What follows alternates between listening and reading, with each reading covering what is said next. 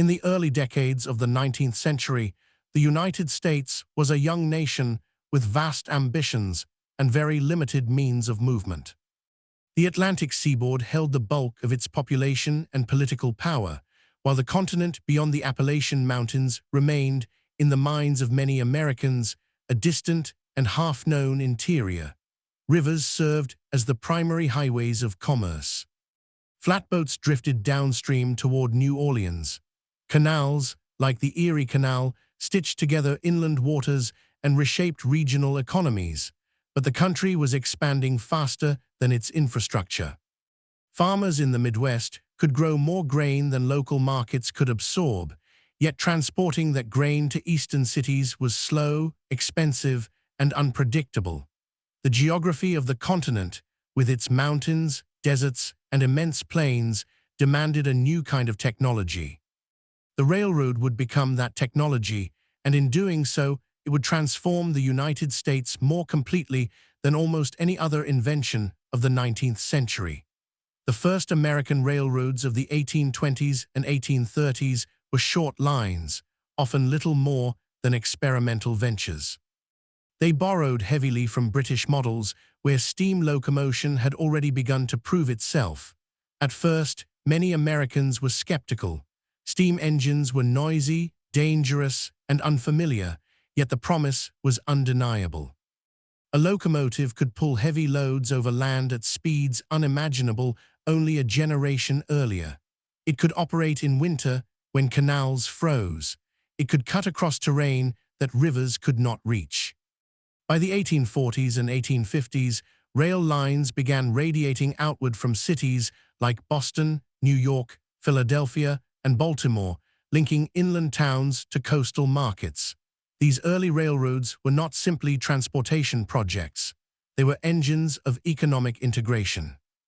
They knit together regional markets, allowing goods, information, and people to move at unprecedented speed. A farmer in Illinois could ship corn to New York and receive manufactured goods in return. The telegraph, often strung alongside railroad tracks, amplified this transformation. Prices could be transmitted instantly. News could travel faster than any horse. The railroad and the telegraph together compressed time and space, making the vast American continent feel smaller and more unified. But the railroads were also speculative ventures, born in an era of exuberant capitalism. Building a railroad required enormous capital. Investors had to be convinced that a line through sparsely populated territory would one day pay for itself. State governments frequently provided loans, charters, and subsidies. In some cases, they purchased railroad stock directly. The expectation was that railroads would spur economic growth, increase land values, and generate tax revenue. Often, they did. Yet the relationship between public support and private profit would become one of the most contentious aspects of railroad history. By the 1850s, the railroad map of the eastern United States was a tangled web of competing lines. Different gauges or track widths prevented seamless travel. Freight had to be unloaded and reloaded at junctions. Still, the direction of development was clear. Railroads were becoming the dominant form of long-distance transportation. They were also reshaping politics. Towns that secured a rail connection flourished, those bypassed often declined. Local leaders lobbied aggressively for routes. Corruption followed close behind. Bribes, insider deals, and inflated contracts became part of the business. The coming of the Civil War in 1861 revealed just how strategically important railroads had become. Both the Union and the Confederacy relied on rail networks to move troops and supplies. The industrial North possessed a far more extensive and better-maintained rail system, giving it a decisive logistical advantage. Railroads allowed the Union to shift armies quickly between fronts, to sustain long campaigns, and to exploit its superior manufacturing capacity. The Confederacy, with fewer rail lines and less industrial infrastructure, struggled to maintain its tracks and rolling stock under wartime strain. By the war's end in 1865, it was clear that railroads were not merely economic tools, they were instruments of national power. Even before the war ended, attention turned toward an even more ambitious project, a railroad that would span the continent. The idea of a transcontinental railroad had circulated for years, championed by expansionists who believed that the nation's destiny lay in stretching from the Atlantic to the Pacific.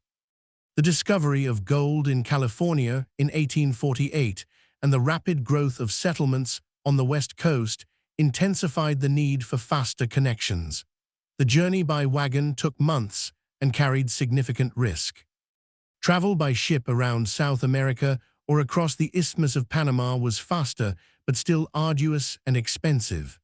In 1862, in the midst of civil war, Congress passed the Pacific Railway Act. With southern states absent from Congress, northern legislators faced fewer obstacles in directing the route through free territory. The act authorized the construction of a transcontinental line by two private corporations, the Central Pacific, building eastward from California, and the Union Pacific, building westward from the Missouri River. The federal government offered generous incentives. For every mile of track laid, the companies would receive government bonds and vast tracts of public land, granted in alternating sections along the route. These land grants were crucial. The companies could sell the land to settlers, using the proceeds to finance construction. The building of the Transcontinental Railroad was a monumental engineering feat, but it was also a story of labor, exploitation, and human endurance. The Central Pacific relied heavily on Chinese immigrant workers, who blasted tunnels through the granite of the Sierra Nevada, often hanging in baskets over sheer cliffs to place explosives. They worked long hours in brutal conditions, facing avalanches, snowstorms, and dangerous rockslides. On the Union Pacific side, many laborers were Irish immigrants and Civil War veterans. They laid track across the Great Plains, where extreme heat, winter blizzards, and occasional conflicts with Native American tribes posed constant threats. The railroad companies raced toward each other, driven by the knowledge that government subsidies were tied to mileage. This incentive structure encouraged rapid construction, sometimes at the expense of quality. Corruption flourished. The most infamous example was the Credit Mobilier scandal. Executives of the Union Pacific created a separate construction company, Credit Mobilier of America, and awarded it inflated contracts to build the railroad. Profits were siphoned off to insiders, including members of Congress who received shares at discounted rates. When the scandal became public in the early 1870s, it confirmed widespread suspicions that railroad magnates wielded undue influence over government. In May 1869, at Promontory Summit in the Utah Territory, the final spike was driven, symbolically linking the nation from coast to coast. The event was celebrated as a triumph of American ingenuity and perseverance. Telegraph wires carried news of the completion across the country in minutes. What had once taken months of perilous travel could now be accomplished in about a week. The continent had been bound together by steel. Yet the Transcontinental Railroad did more than unite distant regions. It accelerated patterns of settlement and dispossession that would have profound consequences. The Great Plains, long home to numerous Native American nations, became corridors of expansion. Railroads advertised land in Europe and the eastern United States, encouraging farmers to move west. Towns sprang up along the tracks, often laid out by railroad companies themselves. Buffalo herds, central to the culture and survival of Plains tribes, were decimated, in part because railroads enabled commercial hunters to ship hides eastward efficiently. The destruction of the buffalo undermined Native American resistance and facilitated U.S.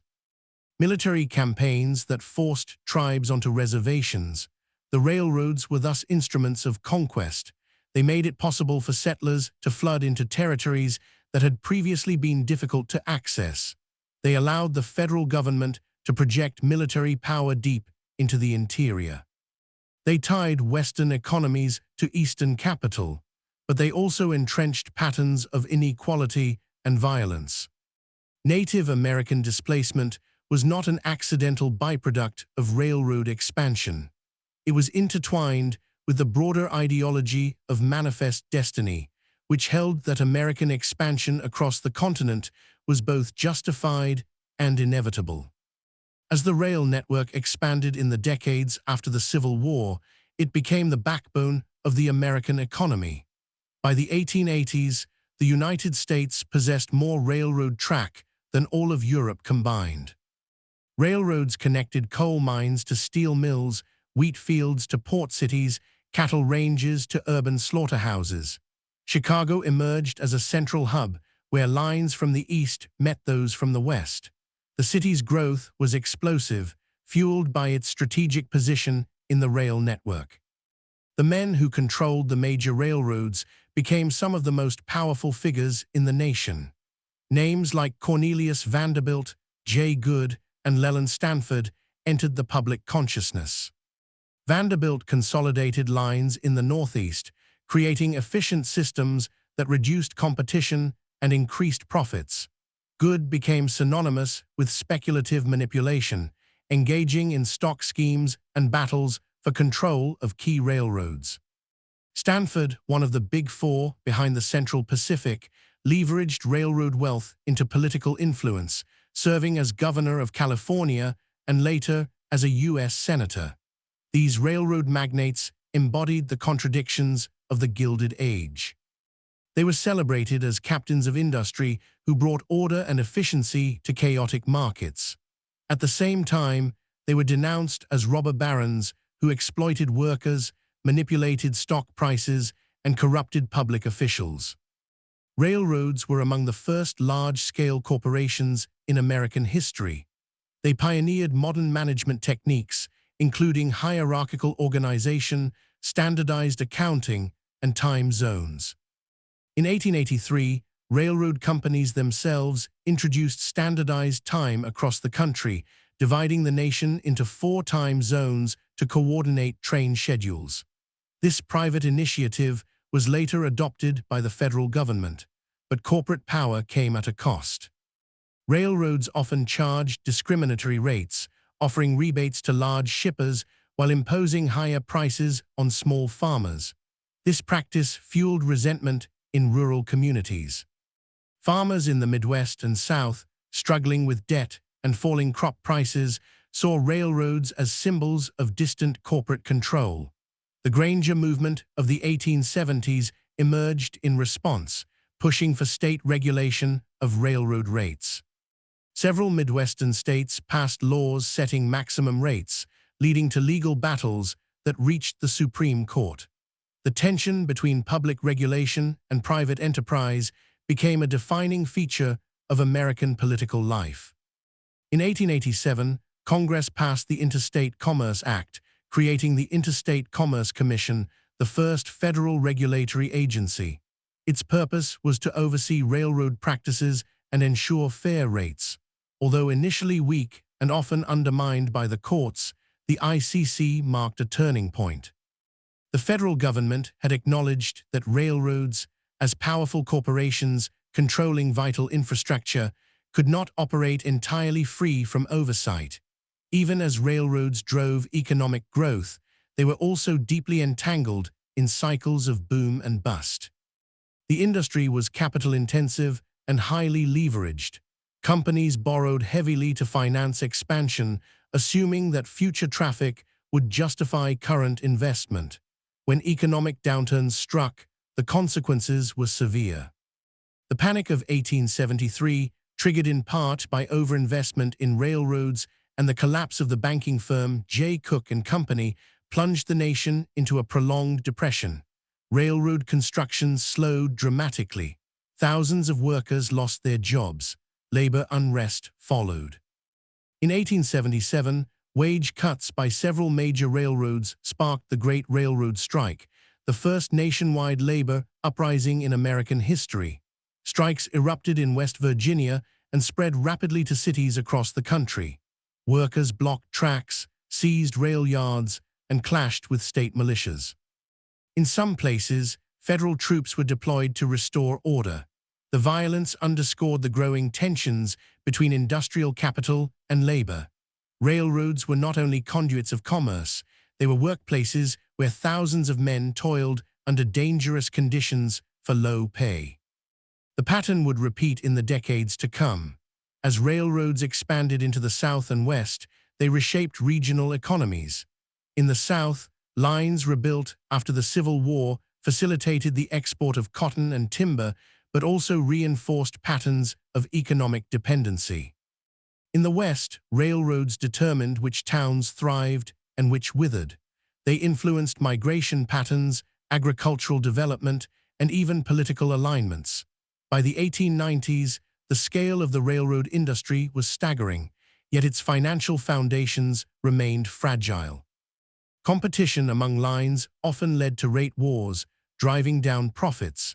Efforts to form pools and agreements to stabilize prices frequently collapsed.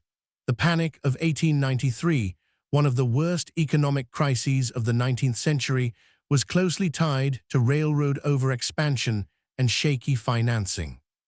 Major railroads went bankrupt, investors lost fortunes, unemployment soared. In this environment of economic instability and social unrest, railroads stood at the center of debates about the future of American capitalism. Were they public utilities that required strict regulation? Or were they private enterprises whose efficiency depended on freedom from government interference? The answers would shape the trajectory of American economic policy well into the 20th century. And as the 19th century drew to a close, the railroad, once a symbol of limitless progress, began to reveal the strains of its own success. The very network that had unified the nation had also concentrated wealth, displaced entire peoples, fueled speculative bubbles, and tied the fate of millions to the fortunes of distant financiers.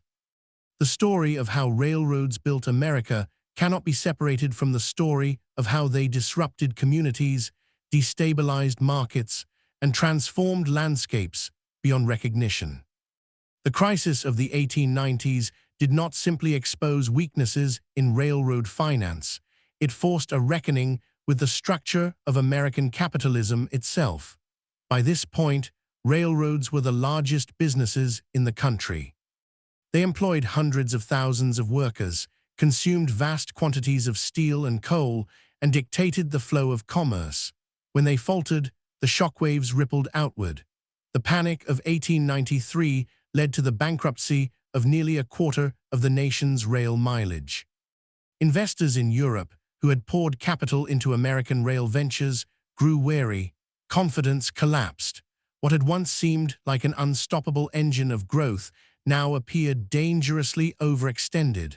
Out of this turmoil emerged a new phase of consolidation. Financiers, rather than engineers or frontiersmen, began to dominate the railroad story. Chief among them was the powerful banker J.P. Morgan, who believed that destructive competition had to be tamed. Morgan orchestrated reorganizations of bankrupt railroads, merging lines and imposing stricter financial discipline. His goal was stability over speculation. In doing so, he helped create vast railroad systems that spanned multiple states and operated under centralized control. This consolidation was part of a broader transformation in American business. The age of small, competitive enterprises was giving way to an era of trusts and giant corporations.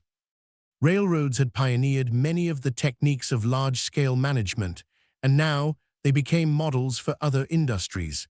Yet consolidation also intensified public concern. When a handful of financiers controlled transportation lifelines, the potential for abuse seemed enormous.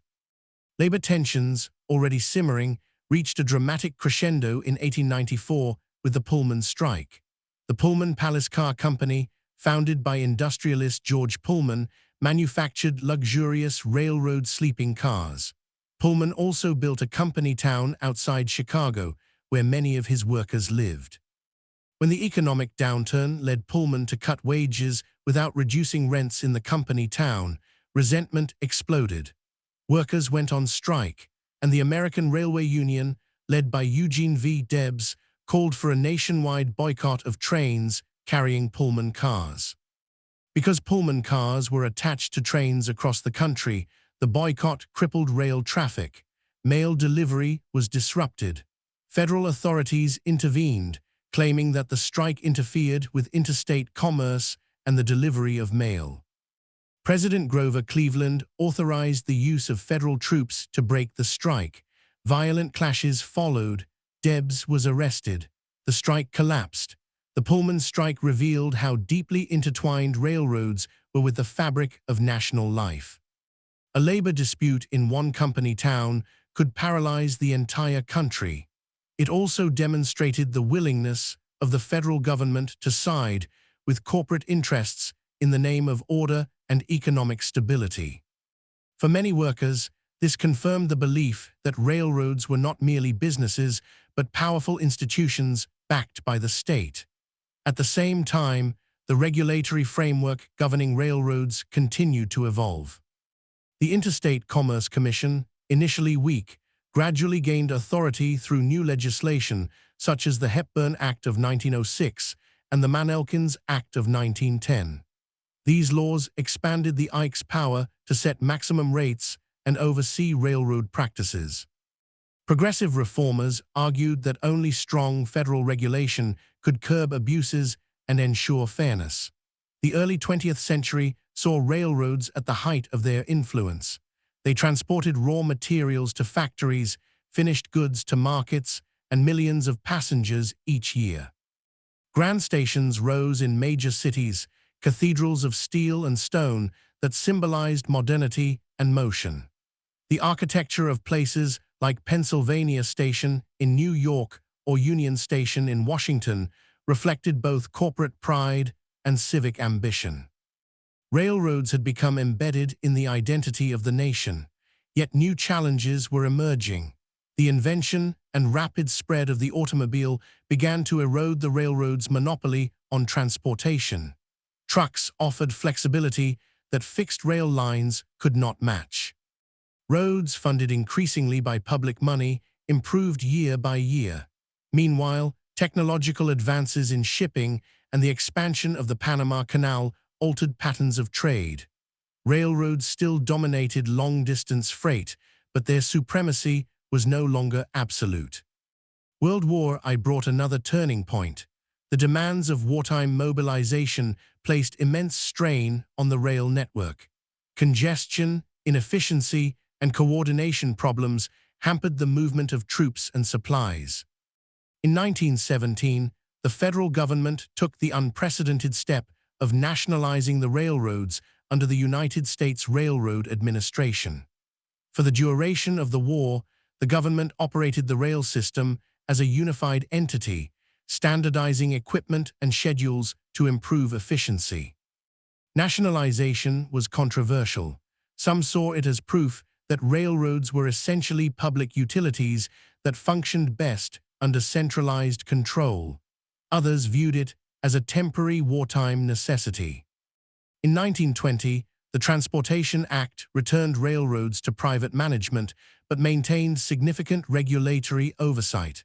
The act aimed to ensure financial stability while preserving competition where possible. The interwar years were difficult for railroads. Automobiles and buses siphoned off passenger traffic. The trucking industry, increasingly organized and efficient, captured short-haul freight business. Railroads responded by investing in new technologies, including diesel locomotives, which were more efficient and required less maintenance than steam engines. They streamlined passenger trains, marketing speed and comfort to compete with emerging airlines. The Great Depression of the 1930s dealt another severe blow. Freight volumes plummeted, revenues fell sharply, several railroads entered bankruptcy. Once again, the fate of the industry mirrored the broader economy. When production and consumption slowed, railroads suffered immediately. Their fortunes were tied to the health of American industry. World War II temporarily reversed this decline. The war effort relied heavily on rail transport. Gasoline rationing limited automobile travel, boosting passenger numbers. Railroads operated at full capacity, moving troops, weapons, and materials across the continent. The network proved indispensable, demonstrating that despite competition from other modes of transport, railroads remained vital in times of national crisis. After 1945, however, the long-term trends resumed. The construction of the interstate highway system in the 1950s, championed by President Dwight D. Eisenhower, accelerated the shift toward automobiles and trucking. Suburbanization reshaped American life. Families moved away from urban centers and relied on cars for daily commuting. Passenger rail declined steadily. Many railroads discontinued unprofitable passenger services, focusing increasingly on freight. By the late 20th century, the industry faced profound restructuring. The bankruptcy of the Penn Central Transportation Company in 1970, then the largest corporate bankruptcy in American history, highlighted the fragility of northeastern railroads burdened by outdated infrastructure and regulatory constraints. In response, Congress created Amtrak in 1971 to take over most intercity passenger services, relieving freight railroads of that responsibility. The federal government also established Conrail in 1976 to consolidate several failing northeastern lines. The Staggers Rail Act of 1980 marked another pivotal shift. This legislation significantly deregulated the railroad industry, allowing companies greater freedom to set rates and abandon unprofitable lines. Supporters argued that deregulation would restore financial health by enabling railroads to respond flexibly to market conditions. In many ways, it did. Railroads streamlined operations, invested in infrastructure, and improved productivity. The industry that emerged in the late 20th century was leaner and more efficient than its mid-century predecessor. Yet the long arc of railroad history cannot be understood solely in terms of corporate balance sheets and regulatory policy. The tracks that crisscrossed the continent reshaped the environment on a massive scale. Forests were cleared for ties, mountains were blasted for tunnels, wetlands were drained. The iron and steel required for rails drove mining operations that scarred landscapes. Towns grew up around depots, altering ecosystems and patterns of land use. For Native American communities, the legacy was especially stark. Railroads facilitated military campaigns that confined tribes to reservations. They enabled settlers to claim lands guaranteed by treaties. They disrupted migratory patterns of animals central to indigenous cultures. Even after the era of open warfare ended, the economic structures imposed by railroad-driven development left lasting inequalities. Reservations were often located in areas bypassed by major lines, limiting economic opportunity. The mythology of the railroad in American culture has long emphasized triumph and progress. Images of the Golden Spike at Promontory Summit, of sleek locomotives racing across open plains, evoke a narrative of boundless expansion. But beneath that narrative lies a more complicated story of power and consequence. Railroads created fortunes and destroyed them. They connected markets and hollowed out communities bypassed by main lines. They generated unprecedented mobility while concentrating control in the hands of a few. In many ways, the railroad was the first truly modern American industry. It required vast capital investment, sophisticated management, and coordination across enormous distances. It depended on federal support, yet operated for private profit. It spurred innovation in finance, law, and technology. It also exposed the tensions inherent in a rapidly industrializing society, between labor and capital, between local interests and national markets, between democratic ideals and corporate influence. As the 20th century gave way to the 21st, railroads no longer dominated public imagination as they once had. Airplanes symbolized speed, highways symbolized freedom. Yet freight trains continued to roll across the continent, carrying coal, grain, automobiles, and containers filled with goods from around the world. The infrastructure laid down in the 19th century, expanded and modified over generations, remained integral to the economy. The story of how railroads built and destroyed America is not confined to a single era. It is a story of transformation that unfolds across decades, shaped by ambition, ingenuity, greed, resilience, and conflict. It begins with a young republic seeking to bind its territories together, and extends into a modern nation still grappling with the consequences of that binding. The rails that once symbolized unity also traced lines of division between wealth and poverty, expansion and displacement, innovation and exploitation. And to understand that story fully, one must return to the moments when decisions were made, when lawmakers granted land and bonds to private companies, when financiers gambled on expansion, when workers laid track across unforgiving terrain, and when native communities faced the oncoming steel with the knowledge that their world was changing irreversibly. Each spike driven into the earth carried with it both promise and loss, binding the nation together even as it unraveled older ways of life. Long before the final spike was driven in Utah, before financiers consolidated empires in Manhattan boardrooms, the railroad had already begun to alter how Americans thought about distance, ownership, and power. In the 1830s and 1840s, when the first major trunk lines were still experimental, the idea that a private corporation could own and control hundreds of miles of infrastructure stretching across multiple states was almost unimaginable. The Constitution had not explicitly anticipated such entities. State governments chartered railroads one by one, granting them special privileges, including the power of eminent domain, the right to seize private land for public use with compensation. This was a profound delegation of authority. It meant that private companies, operating for profit, could compel farmers and landowners to surrender property in the name of progress. For many Americans, this arrangement seemed justified. Railroads were seen as public goods, essential for economic development. Towns eagerly competed to attract lines, sometimes offering tax incentives or direct subsidies. The logic was simple. A railroad meant access to markets, rising land values, and population growth. Without a railroad, a town risked stagnation. This dynamic created a new kind of dependence.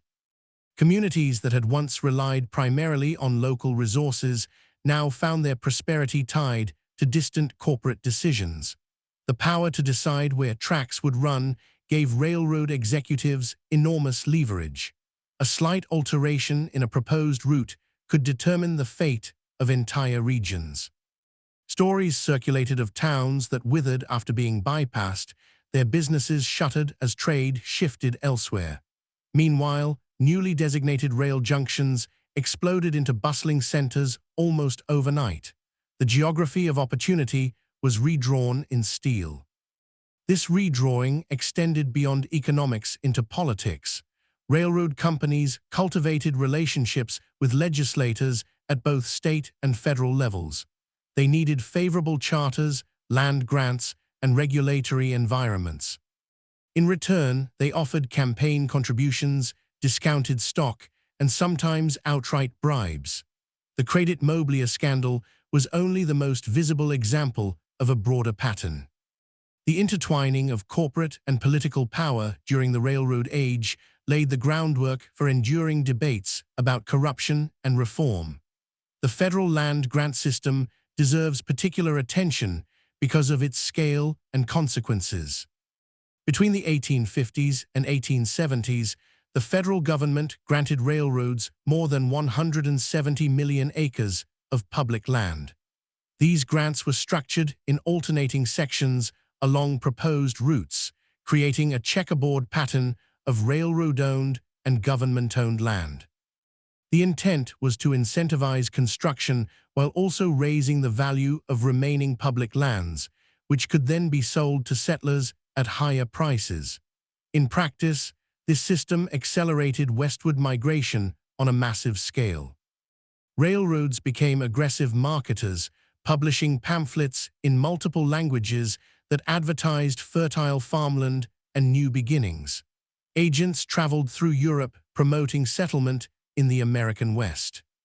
Immigrants from Germany, Scandinavia, and Eastern Europe boarded ships and then trains, journeying deep into the interior.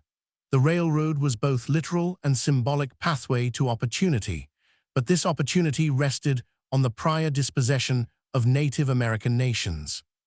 Treaties had recognized tribal claims to vast territories across the plains and beyond.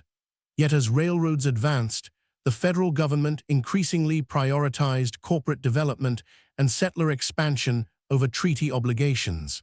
Military campaigns intensified in the 1860s and 1870s. Battles such as those along the Bozeman Trail were directly connected to efforts to secure safe passage for rail and telegraph lines. Forts were constructed to protect surveyors and workers. The Army's presence ensured that the tracks could move forward. The slaughter of the buffalo, often romanticized in frontier lore, was deeply tied to railroad logistics. Hunters used trains to reach remote areas and ship hides back east. Railroad companies sometimes organized so-called buffalo hunts for passengers, allowing them to shoot animals from train windows. What had once been a cornerstone of plains ecosystems and cultures was reduced to a commodity. By the 1880s, the herds had been nearly eradicated. The ecological devastation compounded the cultural trauma inflicted on native communities forced onto reservations. Meanwhile, the workforce that built and maintained the railroads reflected the nation's diversity and its hierarchies. Chinese laborers on the Central Pacific faced intense discrimination. They were paid less than white workers and assigned the most dangerous tasks. Despite their crucial role in completing the transcontinental line, they were excluded from the celebratory photograph at Promontory Summit. In the decades that followed, anti-Chinese sentiment culminated in the Chinese Exclusion Act of 1882, the first significant federal law restricting immigration based on nationality. African American workers also played vital roles, particularly in the South and in service positions such as Pullman porters. These jobs, though often low-paying and demanding, provided steady employment and fostered the growth of black middle-class communities in some urban areas. The Brotherhood of Sleeping Car Porters, founded in 1925 under the leadership of Philip Randolph, would later become a significant force in the labor and civil rights movements. The railroad thus intersected with broader struggles for racial equality. Technological innovation continued to reshape the industry. The transition from iron to steel rails increased durability and load capacity. Air brakes, developed by George Westinghouse, improved safety by allowing trains to stop more quickly and reliably. The Janney coupler reduced the need for workers to stand between cars to link them, decreasing injuries. Each innovation reflected a constant push toward greater efficiency and scale. At the same time, safety remained a persistent concern. Railroad work was among the most dangerous occupations in the 19th century. Accidents were frequent. Collisions, derailments, and boiler explosions claimed thousands of lives. The sheer speed and mass of trains magnified the consequences of mechanical failure or human error. Public pressure gradually led to safety regulations, but these often lagged behind technological change. Financial practices in the railroad industry also influenced the development of modern capital markets. Railroads issued stocks and bonds on a scale previously unseen in the United States. Investors demanded reliable information about performance and profitability, prompting advances in accounting and corporate reporting. Wall Street's rise as a financial center was closely linked to railroad securities.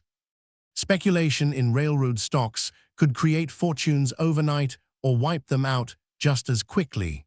Jay Good's career illustrates the volatility of this era. Known for his role in the Erie Railroad Wars and attempts to corner the gold market in 1869, Good exemplified the aggressive, often unscrupulous tactics that characterized some railroad finance. His battles with rivals were waged not only on the tracks, but in courtrooms and newspapers. The public followed these dramas closely, viewing them as both spectacle and cautionary tale. By contrast, figures like James J. Hill, who built the Great Northern Railway without federal land grants, cultivated reputations as more disciplined and efficient builders. Hill emphasized careful route selection and agricultural development along his lines, believing that prosperous farmers would generate steady freight business. His approach suggested that railroads could succeed without excessive speculation or reliance on government largesse. Yet even Hill operated within a broader system shaped by federal policy and indigenous displacement. As the 20th century progressed, the symbolic meaning of railroads began to shift. No longer the cutting edge of technology, they became part of the established landscape. The romance of steam locomotives lingered in popular imagination even as diesel engines replaced them. Rail travel retained a certain grandeur in long-distance routes, but for everyday mobility, Americans increasingly turned to cars. The decline of passenger service had social as well as economic implications. Railroads had once structured daily rhythms, with towns orienting themselves around depot schedules. The shift to automobile travel decentralized these patterns. Highways bypassed traditional downtowns, contributing to the decline of some urban cores. Just as railroads had once determined which communities thrived, highways now played a similar role. Freight rail, however, adapted more successfully. The development of containerization in the mid-20th century revolutionized global trade. Standardized containers could be transferred seamlessly between ships, trucks, and trains. Railroads became critical links in intermodal networks, moving goods from ports to inland distribution centers. In this way, the industry remained central to economic globalization. The environmental impact of railroads evolved as well. Compared to trucking, freight rail is relatively fuel efficient, producing fewer greenhouse gas emissions per ton-mile. In an era increasingly concerned with climate change, this efficiency has renewed interest in rail transport. Some urban regions have invested in commuter rail and light rail systems to reduce traffic congestion and pollution. Thus, even as the historical dominance of railroads waned, their relevance persisted in new forms. Looking back across nearly 2 centuries, the railroad emerges as both creator and destroyer. It created national markets, corporate structures, and patterns of settlement that defined modern America. It destroyed ecosystems, cultures, and livelihoods in its relentless drive westward. It concentrated wealth and power while also generating opportunities for mobility and employment. Its tracks carried hope and hardship in equal measure. The steel lines that once symbolized an unstoppable march of progress now serve as reminders of the complexity of that progress. They ask difficult questions about who benefits from technological change and who bears its costs. They reveal how infrastructure can shape destiny, binding together distant regions while deepening inequalities. And as trains continue to move quietly across plains, mountains, and cities, they trace paths laid down in an era when ambition seemed limitless and consequences were only dimly understood. The story of how railroads built and destroyed America continues to unfold along those same tracks, echoing in the rumble of wheels on steel and in the landscapes forever altered by their passage. To understand how profoundly railroads reshaped American society, it is necessary to look not only at their grand achievements and sweeping consequences, but at the intimate ways they altered daily life. Before the railroad, most Americans lived within a relatively small geographic radius. Travel was slow, costly, and often dangerous. A journey of a few hundred miles could take weeks, News arrived late. Perishable goods rarely traveled far from where they were produced. Communities were more self-contained, their economies more localized. The railroad dissolved that isolation. Fresh meat from Chicago's stockyards could be shipped in refrigerated cars to cities along the East Coast. California fruit could reach Midwestern markets. Catalogs from companies like Sears, Roebuck, and Montgomery Ward offered rural families access to goods that had once been available only in urban centers. Mail-order retail depended on reliable rail connections, so did the growth of national brands. The railroad was the circulatory system of a new consumer economy. This integration also standardized experience. Time itself had to be reorganized. Before the 1880s, towns kept their own local time based on the position of the sun. Noon in one city might be several minutes different from noon in another. For railroads attempting to coordinate schedules across hundreds of miles, this patchwork was chaotic and dangerous. Collisions could result from misunderstandings about timing. In 1883, the major railroad companies agreed to divide the United States into standardized time zones. At a designated hour, clocks were reset across the country. Though initially a private initiative, it was later codified into law. The railroad had imposed a new temporal order on the nation. The discipline required by rail travel extended beyond clocks. Railroads demanded precise coordination of labor.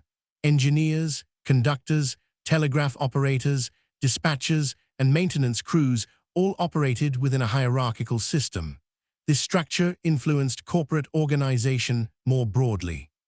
The managerial revolution that emerged within railroads, clear chains of command, specialized departments, detailed record-keeping, became a template for modern corporations. In this sense, the railroad did not merely move goods, it moved business culture toward bureaucratic complexity. Yet the benefits of integration and efficiency were unevenly distributed. Farmers in the Midwest often found themselves squeezed between falling crop prices and high freight rates. Railroads charged what the market would bear, and in areas where they held monopolies, they bore heavily on small producers. Large shippers, by contrast, negotiated rebates and favorable terms. This differential treatment deepened rural resentment. The populist movement of the 1890s grew in part from this frustration. Farmers' alliances demanded government ownership of railroads or, at minimum, strict regulation. They saw the railroads as embodiments of an economic system that privileged bankers and industrialists over working people. Political campaigns were filled with fiery rhetoric about money, power, and corporate tyranny.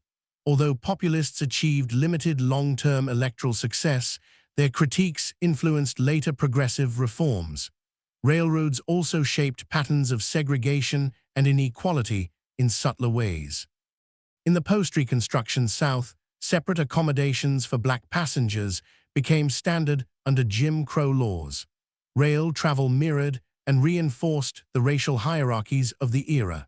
Legal challenges to segregation, such as those leading to the Supreme Court's decision in Plessy v. Ferguson in 1896, originated in railroad cars. The doctrine of separate but equal was born in part from a dispute over seating on a Louisiana train. Thus, railroads were not only economic engines, they were arenas in which the social order was contested and codified. In the American West, railroads influenced the cattle industry in transformative ways. Before the expansion of rail lines, ranchers drove herds along long trails to reach markets, a process that was labor-intensive and vulnerable to weather and theft. With rail connections extending into Texas and the plains, cattle could be loaded onto trains and transported efficiently to slaughterhouses in cities like Chicago. The era of the great cattle drives gradually faded. Open-range ranching gave way to fenced properties, encouraged by the invention of barbed wire and the increasing privatization of land. The mythic cowboy, romanticized in later popular culture, was in many ways a figure of a transitional moment shaped by rail expansion.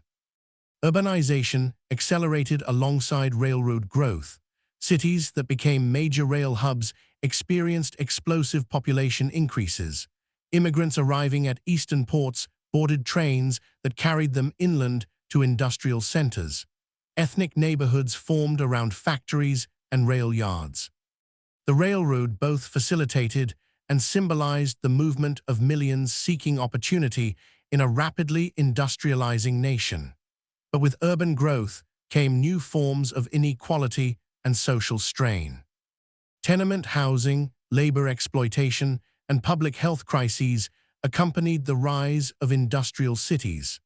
Railroads were implicated in these developments not only as employers, but as facilitators of mass migration. They connected rural poverty to urban industry, channeling human labor toward the demands of factories and mines. The environmental consequences of railroad expansion continued to reverberate. The demand for wooden railroad ties contributed to deforestation in many regions. Coal-powered steam locomotives filled cities and rail corridors with smoke and soot. Rivers were bridged, diverted, and sometimes polluted by industrial runoff associated with rail-connected industries. While 19th-century Americans often celebrated such transformations as signs of progress, later generations would grapple with the costs. As the nation entered the 20th century, railroads found themselves at a crossroads. On one hand, they remained indispensable for heavy freight and long-distance transport.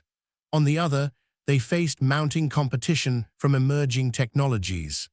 The automobile industry, led by figures like Henry Ford, made personal mobility accessible to a broad segment of the population. Federal and state governments invested heavily in road infrastructure. The balance between private rail capital and publicly funded highways shifted the competitive landscape. The aviation industry further complicated matters. By mid-century, airplanes offered faster cross-country travel for passengers willing to pay higher fares. Railroads attempted to innovate, introducing streamliners with sleek designs and improved comfort. Some routes retained popularity, especially scenic Western lines. But the overall trend was unmistakable. Passenger rail was declining. Freight railroads adapted by focusing on bulk commodities, coal, grain, oil, and later on intermodal container traffic. The industry underwent mergers and consolidations, resulting in a handful of large systems dominating national freight movement. Technological improvements increased train length and hauling capacity. Computerized dispatching replaced manual telegraph systems. What had once required armies of workers could now be managed with fewer personnel. Labor relations evolved accordingly. Automation and consolidation reduced the workforce. Unions that had once wielded significant power saw membership decline. Yet rail labor remained highly organized compared to many other sectors. The history of railroad unions, from the Brotherhood of Locomotive Engineers to the Brotherhood of Sleeping Car Porters, reflects broader patterns in American labor history, struggles for fair wages, safety standards, and recognition. In recent decades, renewed interest in passenger rail has emerged in certain corridors, particularly in densely populated regions. Amtrak, though often criticized for financial challenges, maintains key routes that connect major cities. High-speed rail proposals periodically capture public imagination, evoking comparisons to systems in Europe and Asia.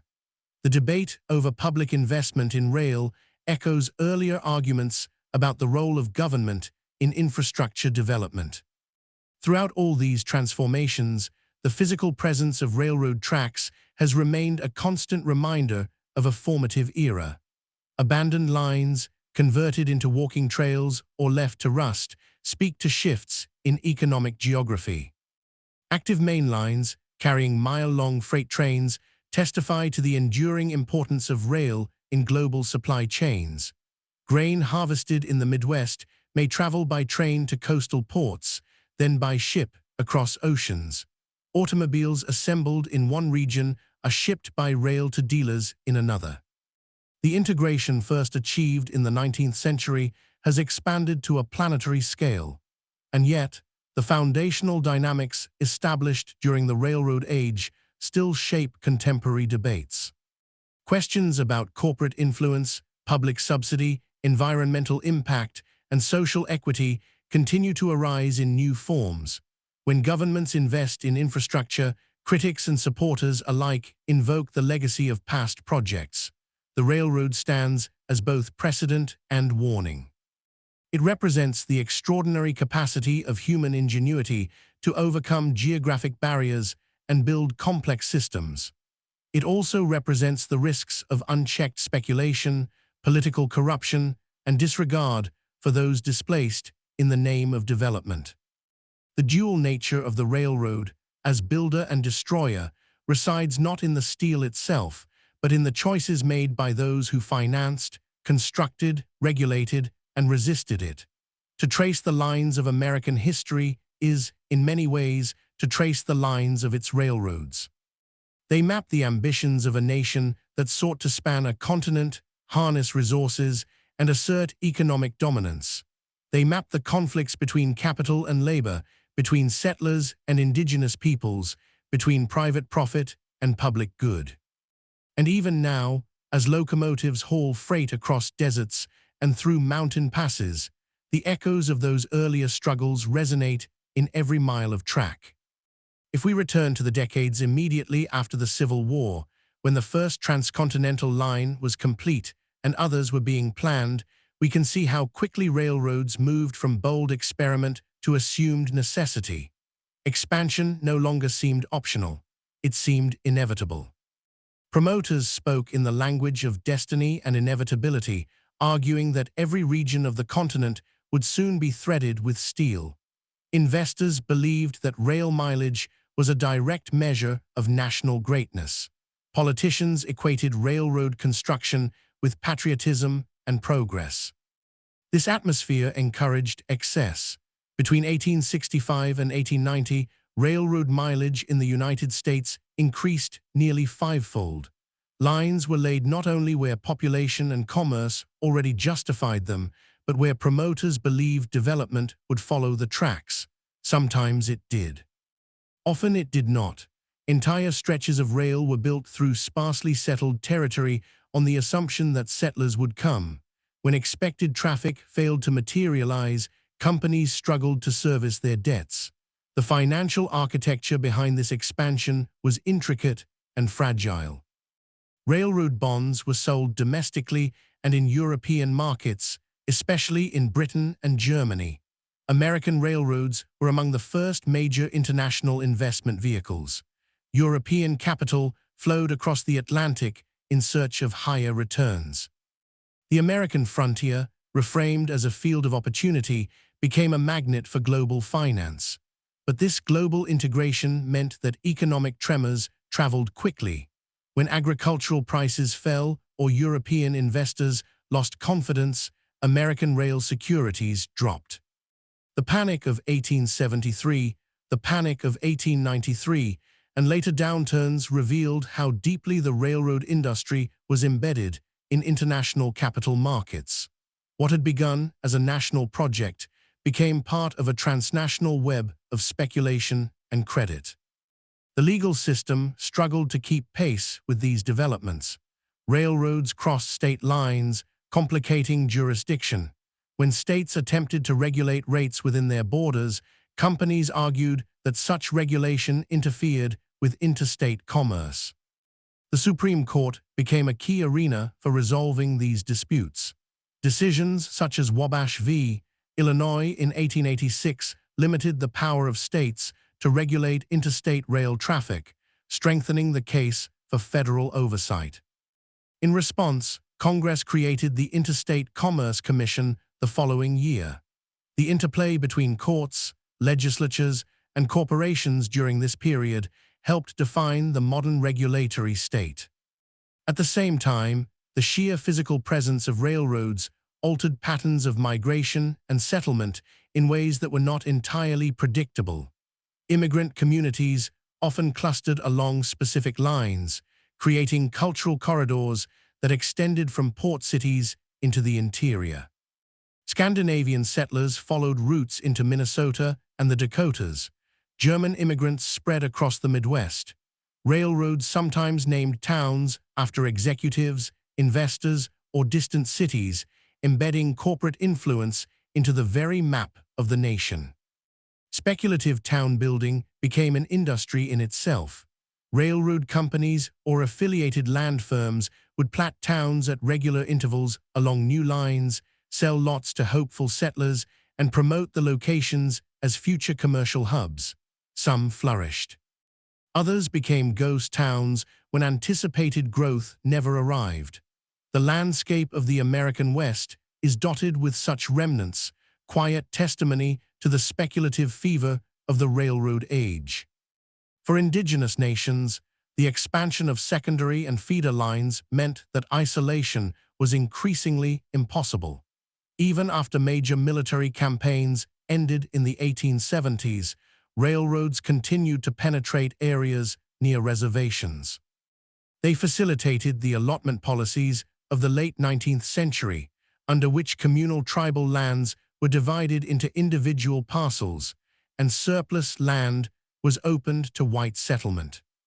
The Dawes Act of 1887, though framed as a measure to encourage assimilation, was enabled in practice by transportation networks that allowed settlers rapid access to newly available lands. Railroads also played a crucial role in resource extraction. Timber from the Pacific Northwest, copper from Montana, silver from Nevada, and coal from Appalachia were all transported to distant markets by rail. Mining towns often existed solely because of rail connections. When ore deposits were exhausted or prices collapsed, these towns declined just as rapidly as they had risen. The railroad made boom and bust cycles more intense by linking remote resources directly to volatile global markets. In the South, railroads were central to the region's post-war transformation. After the devastation of the Civil War, Southern leaders viewed railroad expansion as essential to economic recovery. Northern investors purchased or financed many Southern lines, integrating the region more tightly into the national economy. Cotton, timber, and later tobacco moved north and west, yet this integration often reinforced dependency. Southern agriculture remained vulnerable to price swings, and industrial diversification lagged behind that of the North. Convict leasing, a system in which prisoners, disproportionately African American men arrested under discriminatory laws, were leased to private companies, including railroads, became part of this story. Prisoners were forced to perform grueling labor laying track or working in related industries. Mortality rates were high. The system demonstrated how the expansion of rail infrastructure intersected with racial oppression in the post-Reconstruction South. Meanwhile, the cultural image of the railroad evolved. Painters and photographers captured locomotives crossing vast landscapes, symbols of human mastery over nature. Writers incorporated trains into stories of adventure, separation, and modernity. The sound of a whistle became associated with both opportunity and departure. Families gathered at depots to welcome arrivals or bid farewell to those seeking fortunes elsewhere. The railroad entered the emotional vocabulary of the nation. Children grew up with train timetables as part of daily life. Standardized time, synchronized across regions, subtly reshaped routines. Businesses coordinated shipments and meetings with precision previously impossible. Newspapers could distribute editions quickly to distant towns, creating a more unified national discourse. Political campaigns relied on rail travel to reach voters across states. The very idea of a national public became more tangible because railroads made regular communication feasible. By the early 20th century, however, cracks in the railroad-centered model of development were becoming more visible. Overexpansion had left redundant lines in some regions. Maintenance costs were high. Regulatory frameworks limited pricing flexibility. Meanwhile, technological innovation in other sectors accelerated. Internal combustion engines improved. Road construction techniques advanced. Public investment increasingly favored highways over rails. Yet it would be a mistake to interpret this shift as simple replacement. The relationship between railroads and automobiles was complex. Early automobile manufacturers relied on railroads to distribute vehicles nationwide. Oil companies used rail to transport crude and refined products. Even as competition grew, interdependence remained. During World War I, when the federal government assumed control of the railroads, it did so out of necessity. Congestion and inefficiency threatened the war effort. Under unified management, some improvements were achieved, including better coordination of traffic and standardized equipment. But the experiment also revealed political tensions. Private executives resented federal oversight, while some reformers argued that nationalization should be permanent. The eventual return to private control reflected the prevailing American preference for private enterprise, albeit within a regulatory framework. The interwar period tested that framework. The Transportation Act of 1920 sought to guarantee railroads a reasonable return on investment while subjecting them to oversight. Balancing profitability with public interest proved difficult. As automobiles and trucks gained market share, railroads faced pressure to reduce rates and modernize operations. Some did so successfully, others fell into decline. The Great Depression magnified these challenges. Freight traffic collapsed alongside industrial production. Passenger numbers dwindled as unemployment soared. Yet even in hardship, railroads remained vital lifelines. Migrant workers traveled by train in search of jobs. Agricultural goods still moved to urban markets. Federal New Deal programs sometimes supported rail-related infrastructure, though highways increasingly captured public attention. World War II once again demonstrated the strategic indispensability of rail. With gasoline rationed and tire production limited, civilian automobile travel declined sharply. Passenger trains ran at capacity. Freight traffic reached record levels as factories churned out war material. The rail network, built and expanded over decades, proved capable of sustaining a massive mobilization effort.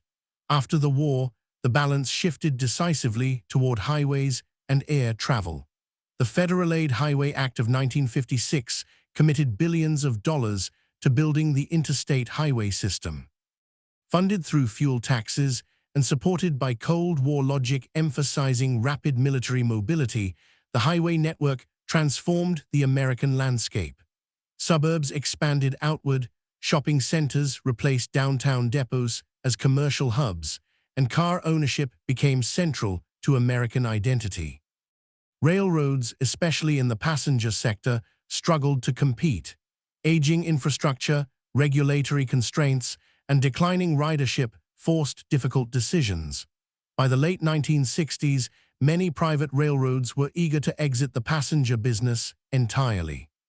The creation of Amtrak in 1971 was both a rescue and a concession, a recognition that passenger rail still served a public purpose, but that private companies could no longer sustain it profitably under existing conditions. Freight rail underwent its own reckoning in the 1970s. Bankruptcies in the Northeast, including that of Penn Central, underscored systemic problems. The federal government intervened to create Conrail, consolidating failing lines into a new entity. Later deregulation under the Staggers Rail Act allowed freight railroads to negotiate contracts more freely, abandon underused lines, and adjust rates in response to market conditions. Productivity improved dramatically in the decades that followed. Through all these phases, the fundamental duality remained. Railroads were instruments of connection and instruments of power. They built markets, communities, and industries. They also displaced peoples, fostered speculation, and concentrated wealth. Their story is inseparable from the broader narrative of American expansion and industrialization. And as we move deeper into the modern era, examining how railroads adapted to globalization, environmental concerns, and renewed debates about infrastructure, we see that the legacy of those 19th-century decisions continues to shape possibilities and constraints. The steel corridors carved across the continent did not simply reflect American ambition, they helped define it, setting patterns of growth and conflict that still echo in the present. By the late 20th century, the American railroad industry had shed much of its 19th-century character. The era of flamboyant railroad barons and dramatic stock battles had faded into history, replaced by corporate mergers negotiated in conference rooms and approved by federal regulators. Yet beneath this modern veneer, the essential dynamics of power, infrastructure, and public interest remained strikingly familiar. After the Staggers Rail Act of 1980 loosened regulatory constraints, freight railroads underwent a profound transformation. Freed from rigid rate controls and cumbersome approval processes, companies streamlined operations with remarkable speed. Thousands of miles of lightly used track were abandoned. Branch lines that once connected small towns to main routes disappeared, altering local economies yet again. The network contracted geographically even as it grew more efficient operationally. Major mergers reduced the industry to a handful of large systems dominating vast regions of the country. In the West, rail giants controlled corridors stretching from Pacific ports to Midwestern hubs. In the East, consolidated networks linked Atlantic ports to inland distribution centers. The consolidation echoed earlier waves of concentration during the Gilded Age, though now it unfolded within a mature regulatory framework. Productivity soared. Technological advances, such as centralized traffic control, computerized logistics, and more powerful locomotives, allowed fewer workers to move greater volumes of freight. Double-stack container trains became emblematic of a new era. Containers arriving from Asia at ports like Los Angeles and Long Beach were transferred directly onto railcars and transported inland in long, efficient chains. Railroads became critical arteries in global supply networks, tying American consumption patterns to factories thousands of miles away. Coal emerged as one of the most important commodities for freight rail in the late 20th century. Massive trains carried coal from mines in Wyoming's Powder River Basin to power plants across the country. Railroads invested heavily in dedicated coal corridors, optimizing routes for heavy unit trains that traveled from origin to destination without intermediate switching. For decades, this traffic provided steady revenue. But as environmental concerns intensified and energy markets shifted toward natural gas and renewable sources, coal shipments declined. Once again, the fortunes of railroads were tied to broader economic and policy trends. The industry adapted by focusing more heavily on intermodal freight, agricultural exports, and consumer goods. The flexibility achieved through deregulation allowed companies to respond to these shifts more effectively than in earlier eras. Meanwhile, passenger rail remained a contentious subject. Amtrak, created to preserve intercity service, operated under chronic financial pressure. Some routes, particularly in the densely populated Northeast Corridor between Boston, New York, and Washington, carried significant numbers of passengers and generated relatively strong revenue. High-speed Acela trains symbolized a modest American foray into faster rail travel. Yet vast stretches of the country relied on long-distance routes that struggled to break even. Debates over funding passenger rail mirrored older arguments about public subsidy and private benefit. Supporters argued that highways and airports received substantial federal investment and that rail deserved comparable support. Critics countered that low ridership in many areas did not justify ongoing subsidies. The tension between viewing rail as a public service versus a commercial enterprise persisted. Urban commuter rail systems and light rail projects experienced renewed interest in certain metropolitan areas. Cities grappling with traffic congestion and air pollution turned to rail-based transit as part of broader infrastructure strategies. These systems, though distinct from 19th-century freight lines, were heirs to the same fundamental idea that steel rails could organize movement efficiently and shape urban form. The environmental dimension of rail transport gained prominence in the 21st century. Freight rail's fuel efficiency, measured in ton-miles per gallon, compared favorably to trucking. As policymakers and corporations sought to reduce carbon emissions, rail emerged as a potentially greener alternative for long-distance freight. Investments in electrification, though limited in the United States compared to Europe and Asia, entered policy discussions. The environmental consequences once associated with railroad expansion, deforestation, coal smoke, habitat disruption, were now joined by conversations about sustainability and climate resilience. Yet even in this modern context, echoes of earlier conflicts remained. Communities sometimes resisted new rail projects, citing noise, safety, or environmental impact. Debates over routing, land acquisition, and eminent domain resurfaced in contemporary infrastructure disputes. The fundamental question, who bears the costs and who reaps the benefits of large-scale transportation systems, continued to animate public discourse.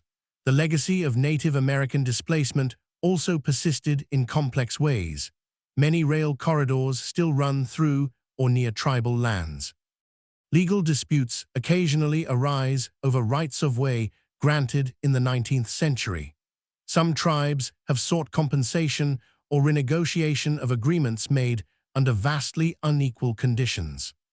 The steel lines laid during the era of conquest remain embedded in landscapes layered with historical memory. Labor relations in the modern railroad industry reflect both continuity and change.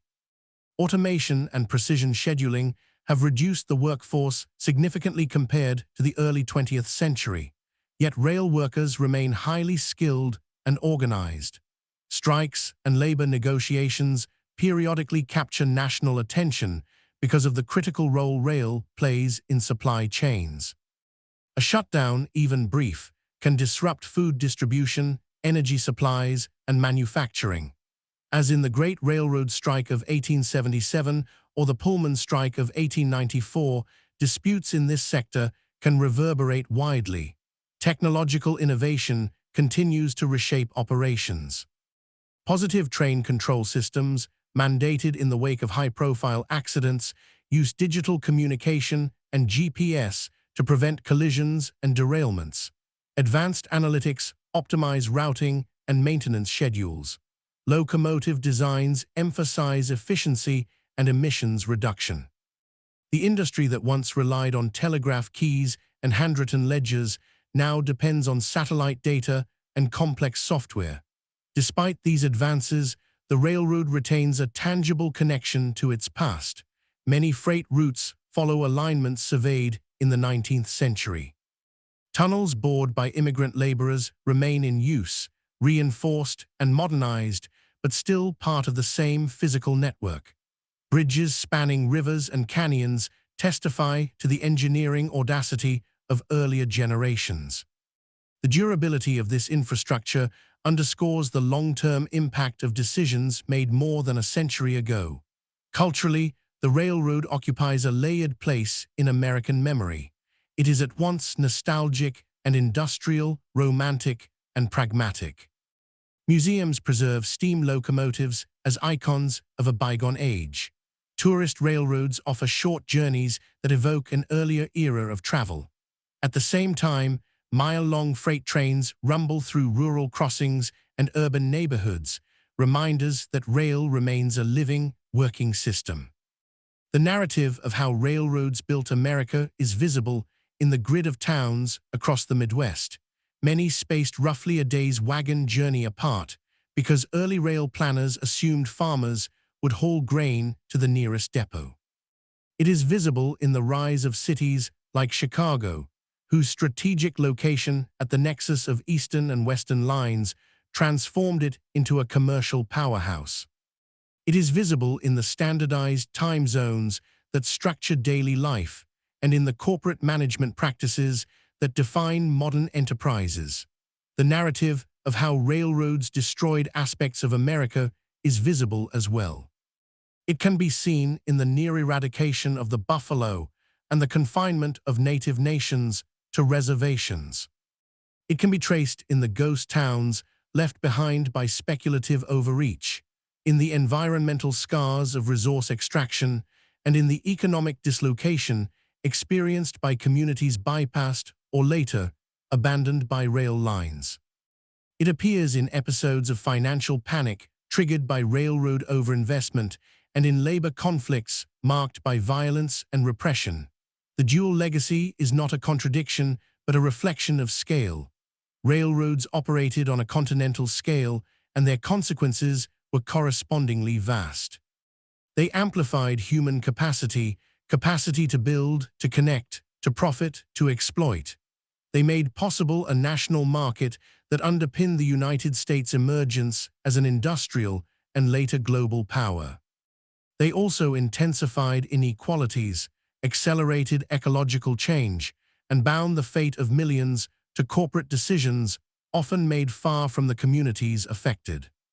In the present day, as policymakers debate infrastructure renewal and climate strategy, the railroad's history offers both inspiration and caution. It demonstrates what coordinated investment and technological innovation can achieve. It also warns of the unintended consequences that can follow when expansion proceeds without adequate regard for justice and sustainability. The steel rails that once pushed relentlessly westward are no longer symbols of frontier conquest. The frontier itself has long since closed. Yet the structures, physical, economic, and political, created during the railroad age continue to frame American life. Every freight train carrying grain to port, every commuter train pulling into a city station, every legal dispute over right-of-way or labor contract is part of a story that began when a young nation decided to bind its vast territories together with iron and ambition. And as those trains move across plains once roamed by buffalo, through mountains once blasted by hand, and into cities built in the shadow of depots, they carry with them the enduring legacy of an industry that did not simply traverse America, but helped define what America would become. If we look even more closely at the 19th century, at the formative decades, when railroads were still carving their first deep impressions into the continent, we begin to see that the railroad was not merely a tool of expansion. It was a force that reshaped the American concept of space itself.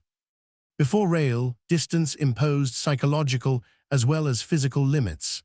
A map of the United States in 1820 represented not just geography, but practical reality.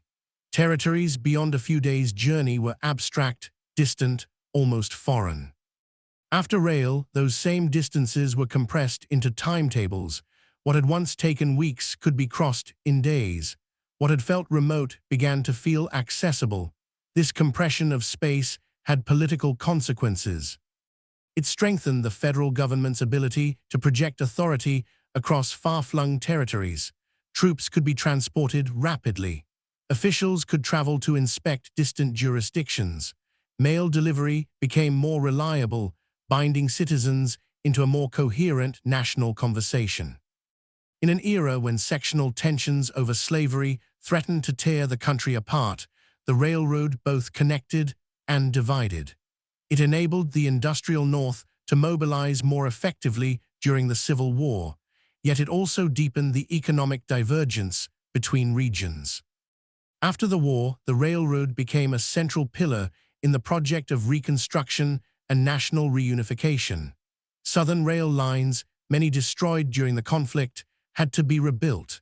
Northern capital flowed southward to finance this rebuilding, creating new dependencies. Railroads linked former Confederate states more tightly to national markets, but they also facilitated the extraction of Southern agricultural products under terms often unfavorable to local farmers. The speed of rail travel altered migration patterns within the United States itself. African Americans fleeing the oppressive conditions of the post-Reconstruction South during the Great Migration of the early 20th century relied heavily on railroads. Trains carried them northward to cities like Chicago, Detroit, and New York, where industrial jobs beckoned. The railroad was thus both a symbol of industrial power and a vehicle of personal liberation for many who sought to escape racial violence and economic exploitation. At the same time, railroads contributed to the entrenchment of racial boundaries. Segregated rail cars, unequal accommodations, and discriminatory treatment were daily reminders of systemic injustice. When Homer Plessy deliberately sat in a whites-only railcar in 1892 to challenge Louisiana's segregation laws, he did so because the railroad was a public stage upon which the meaning of citizenship could be contested. The Supreme Court's decision in Plessy v.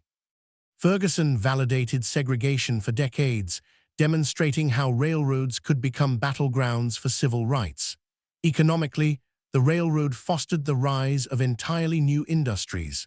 The steel industry expanded dramatically to meet demand for rails and locomotives. Coal mining intensified to fuel steam engines.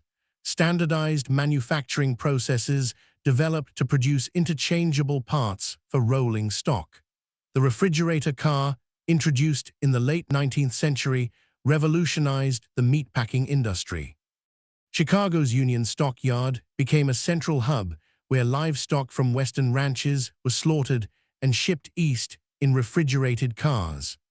This transformation lowered food prices for urban consumers, but also concentrated power in the hands of a few large meatpacking firms.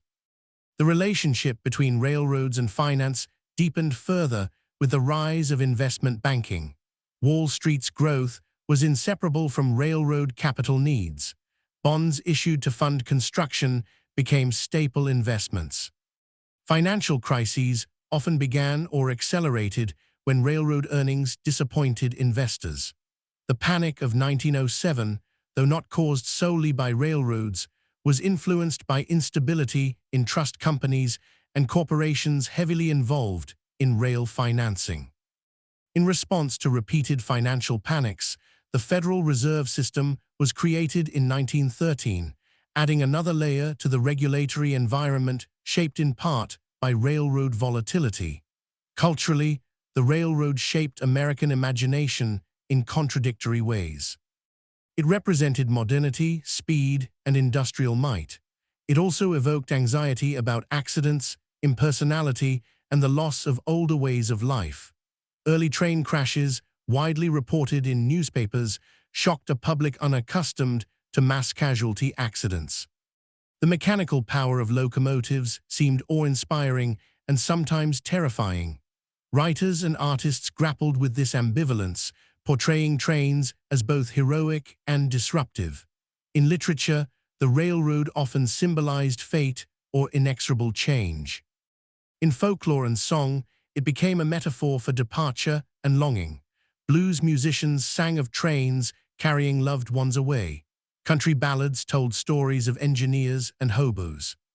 The figure of the hobo itself emerged from the railroad world, men who rode freight trains in search of work, forming a subculture defined by mobility and marginality. The Great Depression amplified this imagery. Photographs of men riding the rails, seeking employment from town to town, became iconic representations of economic despair. Railroads, once symbols of prosperity, now carried the unemployed across a struggling nation. Yet they also offered the possibility of movement in a time when many felt trapped.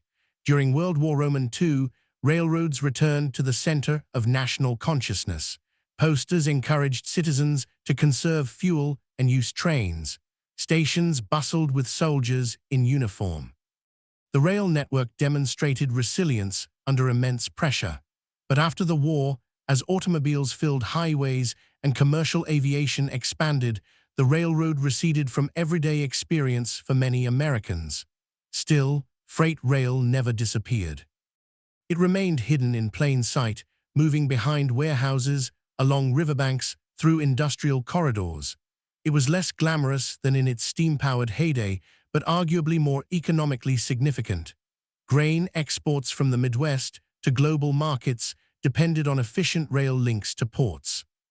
Automotive supply chains relied on rail to move components between factories. Chemical plants and oil refineries shipped bulk materials by rail. The consolidation of the late 20th century created rail corporations that were less publicly visible but highly profitable. Investors once again viewed railroads as stable, long-term assets. Share prices rose, operating ratios improved. The industry, which had seemed moribund in the 1960s and 1970s, experienced a quiet renaissance, yet profitability brought new scrutiny. Communities affected by increased train traffic raised concerns about blocked crossings and hazardous materials. High-profile derailments involving crude oil or toxic chemicals reignited debates about safety and regulation. The tension between efficiency and public risk echoed earlier eras when speed and profit sometimes outpaced precaution. In the 21st century, proposals for high-speed rail periodically surface as visions of renewed infrastructure ambition. Advocates point to successful systems abroad and argue that densely populated corridors in the United States could support similar networks. Critics cite high costs, land acquisition challenges, and political opposition. These debates resonate with 19th-century controversies over land grants and public subsidy. The scale may differ, but the underlying questions about who pays, who benefits, and how infrastructure reshapes society remain strikingly consistent. As climate change intensifies, rail transport's relative energy efficiency has drawn renewed attention. Policymakers and environmentalists consider shifting more freight from trucks to trains. Electrification, long standard in parts of Europe and Asia, is discussed as a means of reducing emissions. The possibility that railroads could once again occupy a central place in national infrastructure planning suggests that their story is far from over. Yet even as new chapters unfold, the foundational legacy of the railroad age endures. The United States grew into a continental power in large part because steel rails made continental integration possible. The economic dominance achieved in the late 19th and early 20th centuries rested on networks of transportation that allowed resources, goods, and labor to move at unprecedented scale. But this integration came at immense human and environmental cost. Native American nations were displaced and confined. Ecosystems were transformed. Financial speculation produced cycles of boom and collapse that reverberated through families and communities. Workers risked, and often lost, their lives building and operating the lines that generated vast fortunes for others. The railroad did not act alone in shaping these outcomes. It operated within a broader context of industrial capitalism, national ambition, and global markets.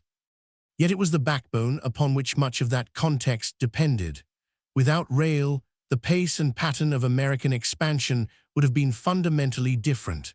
And so, when we consider how railroads built and destroyed America, we are considering more than an industry. We are examining a system that reordered geography, economics, politics, and culture. We are tracing the steel threads that stitched together a continent while unraveling older worlds. We are confronting the reality that progress and loss were intertwined from the very first spike driven into American soil. The sound of a train passing in the distance today may seem ordinary, even mundane. But embedded in that sound is the echo of 2 centuries of ambition, conflict, innovation, and consequence. The railroad story is the nation's story, expansive, contradictory, and still unfolding along the tracks laid down by those who believed that iron rails could carry a country into its future, whatever the cost. To fully grasp the magnitude of the railroad's impact, we must step back to the very beginning of the American experiment with rail and understand just how radical the idea once seemed. In the 1820s, when the Baltimore and Ohio Railroad was chartered, most long-distance commerce moved by water. Rivers and canals were reliable but geographically constrained. The Erie Canal, completed in 1825, dramatically lowered transportation costs between the Great Lakes and the Atlantic, proving that infrastructure could transform economies. But canals froze in winter, followed winding routes dictated by topography, and required enormous maintenance. The railroad offered something unprecedented, the ability to impose a straight line across the landscape. It did not have to follow the course of a river. It could climb grades, cross valleys, and tunnel through hills. This flexibility promised not just incremental improvement, but a reorganization of economic geography. Early locomotives were primitive and often unreliable. Tracks were made of wood, topped with thin strips of iron. Derailments were common. Skeptics dismissed railroads as dangerous novelties, but the economic logic was compelling. Even modest improvements in speed and reliability translated into dramatic reductions in cost. A merchant who could move goods in days instead of weeks gained a decisive advantage. The rapid proliferation of rail lines in the 1830s and 1840s coincided with a broader surge of market expansion in the United States. Small farmers increasingly produced for distant markets rather than local subsistence. Textile mills in New England demanded southern cotton. Urban populations grew, requiring steady supplies of food and raw materials. Railroads enabled this web of exchange to tighten and expand simultaneously. By the eve of the Civil War, the North possessed a far denser rail network than the South. Northern lines tended to interconnect, forming a grid that facilitated flexible routing. Southern lines, by contrast, were often built to carry cotton from plantations to ports, with less emphasis on integration. This structural difference became a strategic factor during the war. The Union could move troops and supplies efficiently between theaters, while the Confederacy struggled with mismatched track gauges and limited industrial capacity. The war itself accelerated innovation. The U.S. military railroad system coordinated repairs and construction behind Union lines, demonstrating how centralized management could maximize rail efficiency. The logistical lessons learned during wartime influenced post-war corporate organization. After 1865, the national mood shifted toward expansion. The Homestead Act of 1862 had already promised land to settlers willing to farm it.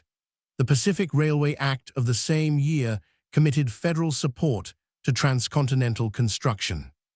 Together, these policies linked land distribution and rail expansion into a single strategy of continental integration. Railroad companies became some of the largest landholders in the country. Their land departments actively recruited settlers, understanding that populated land meant freight traffic. Pamphlets extolled fertile soil and boundless opportunity. Immigrant families arriving in eastern ports often encountered railroad agents almost immediately, offering discounted tickets westward. The steel track became a conveyor belt for demographic transformation, yet the land being promoted was not empty. It was inhabited by native nations with their own economies, cultures, and political systems. Treaties were negotiated and frequently broken. Military campaigns accompanied survey crews. The construction of the Northern Pacific and other lines across the plains was inseparable from conflicts such as the Great Sioux War. Railroads were strategic objectives and strategic tools, facilitating troop movements and supply chains that overwhelmed indigenous resistance. The economic logic of the railroads demanded traffic, constant, expanding traffic. This imperative encouraged agricultural monoculture in some regions. Farmers planted wheat or corn not merely for local consumption, but for distant markets, relying on rail connections to make their livelihoods viable. When global prices fell, as they often did in the late 19th century, farmers were left exposed. The very network that enabled prosperity could transmit hardship just as quickly. Speculation magnified these vulnerabilities. Promoters often exaggerated the potential of new routes. Investors purchased bonds and stocks based on optimistic forecasts. When reality failed to match projections, bankruptcies followed. The cycles of expansion and collapse were not accidental. They were built into a system that prioritized rapid growth financed by debt. The Panic of 1893 revealed how overextended the industry had become. Overbuilding, particularly in the West and South, created parallel lines competing for limited traffic. Rate wars eroded profits. When financing dried up, companies could not meet obligations. Bankruptcies cascaded through the system. The depression that followed lasted for years, underscoring how deeply railroads were entwined with national economic health. Public backlash intensified. Reformers argued that railroads, as quasi-public utilities controlling essential services, required oversight. The Interstate Commerce Act was a response to this sentiment, though its initial enforcement powers were weak. Over time, however, the principle that government could regulate corporate behavior in the public interest became firmly established. At the same time, railroads were laboratories of managerial innovation. Coordinating thousands of employees across vast territories required new techniques of supervision and communication. The telegraph was indispensable, allowing dispatchers to manage train movements in real time. Detailed timetables and rulebooks standardized procedures. Accounting systems tracked costs and revenues with increasing precision. These methods influenced other industries, contributing to the rise of the modern corporation. Railroads also shaped patterns of corporate consolidation. Financiers like J.P. Morgan believed that destructive competition undermined stability. By reorganizing bankrupt lines into larger systems, they sought to rationalize routes and stabilize rates. This philosophy extended beyond rail to steel, electricity, and other sectors, fueling the broader trust movement of the late 19th century. The social consequences of this concentration of power were profound. Workers confronted large, impersonal corporations rather than local proprietors. Labor unions formed to negotiate wages and working conditions. Strikes in the railroad sector often became flashpoints because of the industry's centrality. The Great Railroad Strike of 1877 spread rapidly along rail corridors, paralyzing commerce and prompting federal intervention. It signaled that industrial conflict would be a recurring feature of modern America. By the early 20th century, railroads had become both mundane and monumental. They were everyday infrastructure and towering symbols of industrial might. Stations were civic landmarks. Rail schedules structured business operations, yet even at their peak, railroads faced limits. Maintenance costs were high, infrastructure aged, competition from other modes of transport gradually intensified. The mid-20th century shift toward automobiles and highways represented not just technological change, but a policy choice. Federal funding prioritized roads. Zoning and suburban development patterns assumed car ownership. Rail passenger service, once dominant, declined sharply. Freight rail adapted, but entire communities lost direct service as branch lines were abandoned. The deregulation of the 1980s restored profitability to freight rail, but at the cost of further consolidation and reduced local access in some areas. Precision scheduling and lean staffing improved efficiency while raising new labor tensions. The industry emerged smaller in physical footprint, yet stronger financially. Today, the American railroad system remains one of the most extensive freight networks in the world. It carries agricultural exports, industrial inputs, and consumer goods across thousands of miles. It operates largely out of public sight, overshadowed by highways and airports. Yet its importance to economic stability is undiminished. The paradox remains: railroads were instruments of extraordinary creation and profound destruction. They created national cohesion, economic integration, and corporate innovation. They destroyed indigenous autonomy, fragile ecosystems, and speculative fortunes. They embodied the ambition of a nation determined to span a continent, and they revealed the costs of that ambition. To listen closely to the history of American railroads is to hear not just the rhythm of wheels on track, but the cadence of expansion, conflict, and adaptation. It is to recognize that infrastructure is never neutral.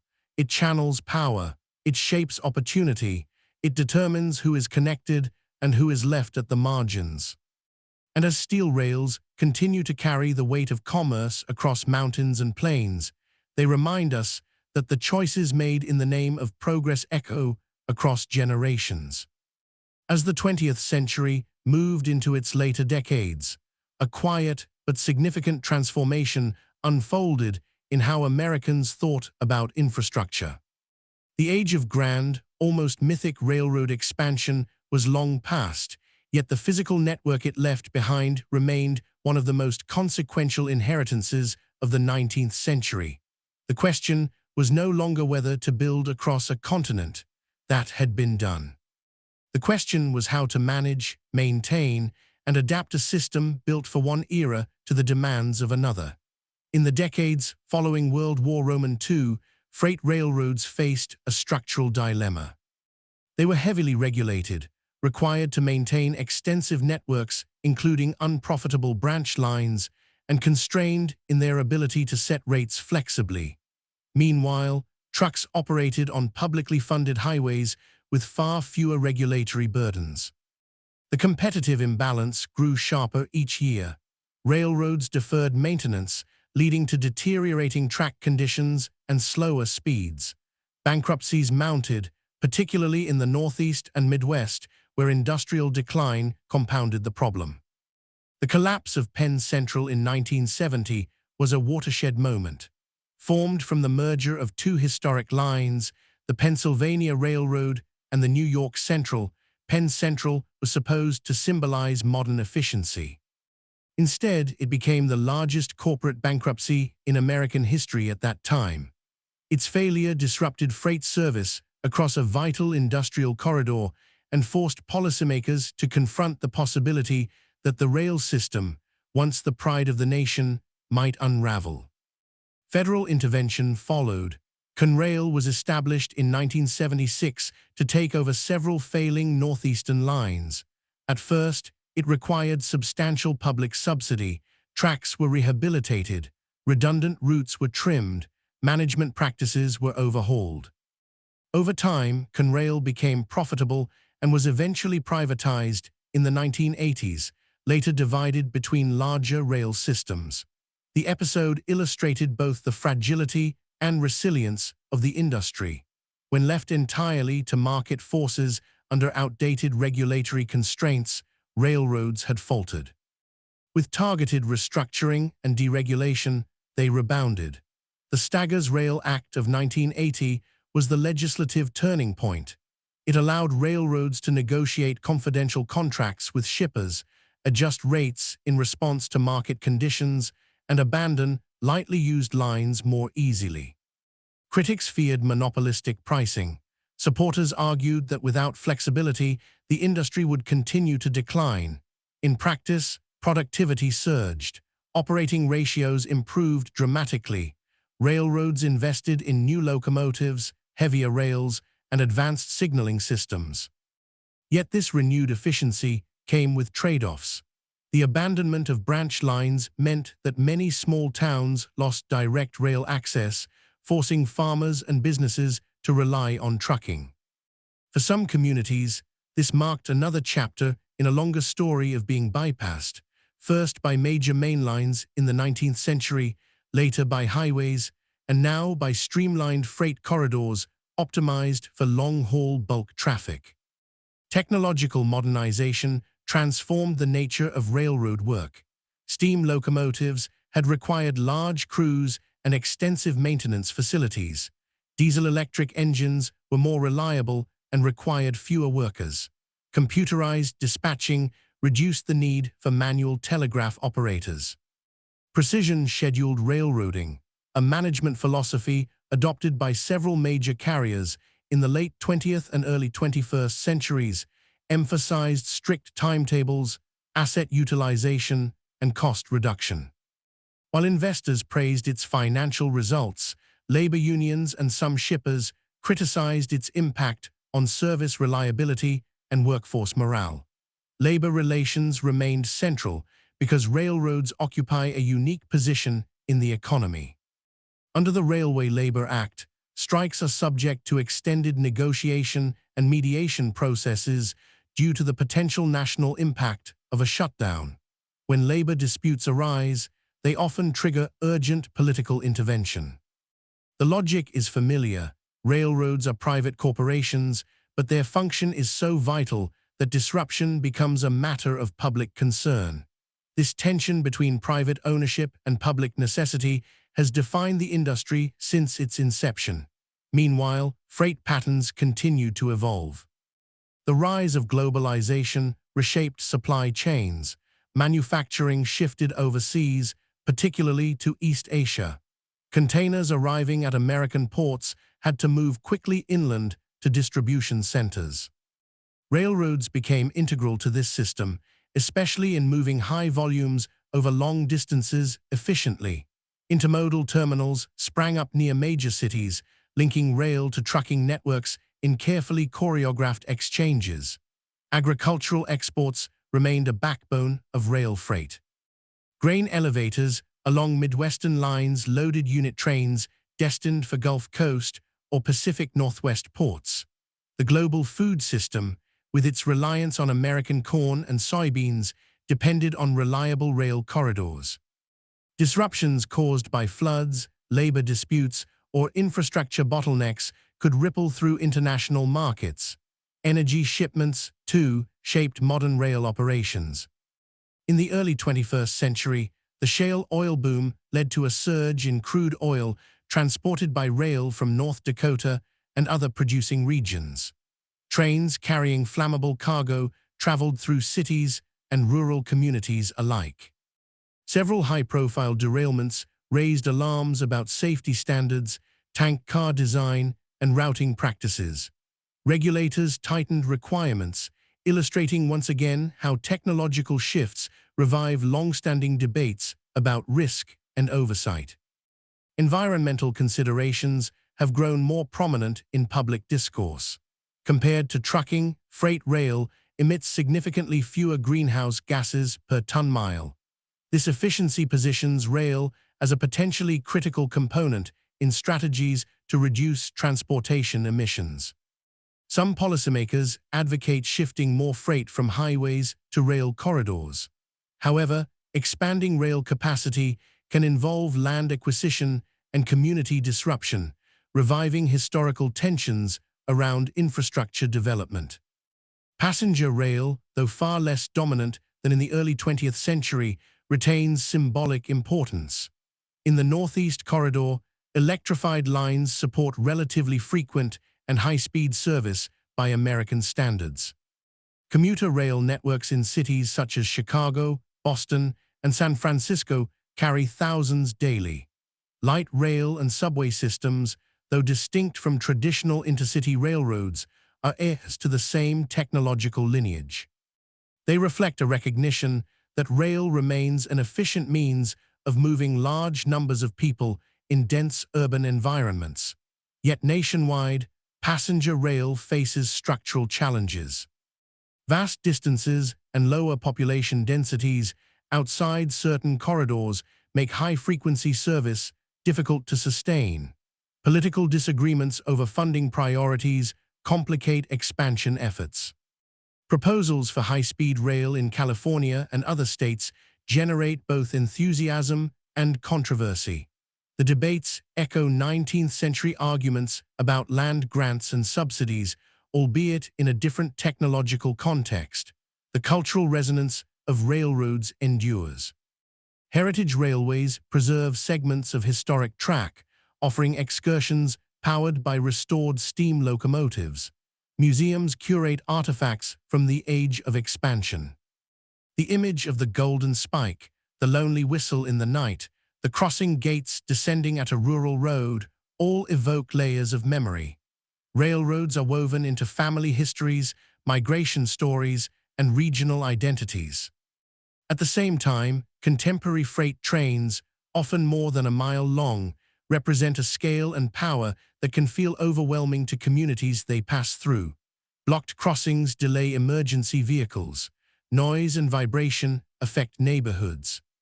Proposals for new terminals or expanded yards sometimes meet local resistance. The pattern is familiar. Infrastructure that benefits the broader economy imposes concentrated costs on specific places. In reflecting on how railroads built and destroyed America, we see that the verbs are not confined to the past tense. Railroads continue to build, facilitating trade, supporting agriculture, enabling industrial production. They continue, in subtler ways, to disrupt, reshaping local economies, influencing land use, and mediating environmental risk. The scale is different from the era of continental conquest, but the structural dynamics remain recognizable. The 19th century visionaries who promoted transcontinental lines believed they were forging unity and prosperity. In many respects, they succeeded. The United States emerged as an integrated continental economy with the capacity to mobilize resources on an extraordinary scale. But the same infrastructure that unified also centralized power. It privileged certain routes, regions, and interests over others. It embedded inequalities into the geography of opportunity. Those patterns did not vanish when steam gave way to diesel or when telegraph keys were replaced by digital signals. They evolved. Corporate consolidation continues to shape market access. Regulatory decisions influence pricing and service levels. Communities negotiate the balance between economic benefit and environmental impact. When we hear a freight train rumble across a bridge at dusk, it is easy to perceive it as a simple movement of goods from one point to another. Yet that movement rests upon layers of history, upon land grants and broken treaties, upon speculative bubbles and financial reforms, upon labor struggles and technological breakthroughs.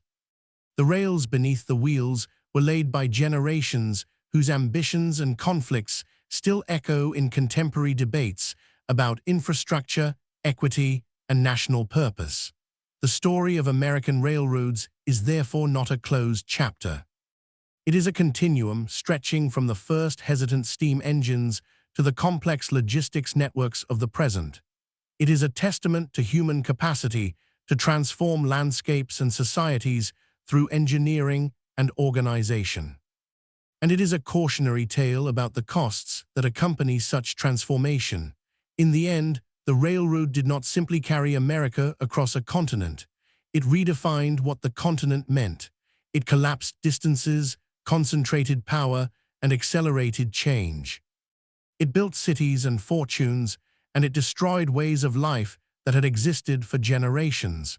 Its steel lines stitched together a nation even as they carved through older worlds. And as long as trains continue to move along those lines, the legacy of that immense and contradictory achievement continues to shape the American experience. If we pull the lens back even further, beyond individual decades and policy shifts, the railroad can be seen as the central nervous system of America's industrial rise. Before the United States became the world's leading manufacturing power, before it projected influence overseas, it first had to solve a continental problem: how to bind together an enormous landmass with uneven resources and scattered populations. Railroads were the answer, and in solving that problem, they created new ones that would define the nation's social and economic character. Consider the relationship between railroads and industrial concentration. Steel mills in Pennsylvania did not simply grow, because of local demand. They grew because railroads required vast quantities of steel rails, locomotives, bridges, and rolling stock. Andrew Carnegie's steel empire was intimately linked to railroad expansion.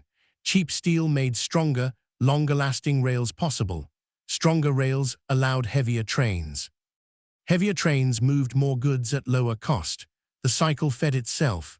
Railroads stimulated heavy industry, and heavy industry in turn reinforced the dominance of rail.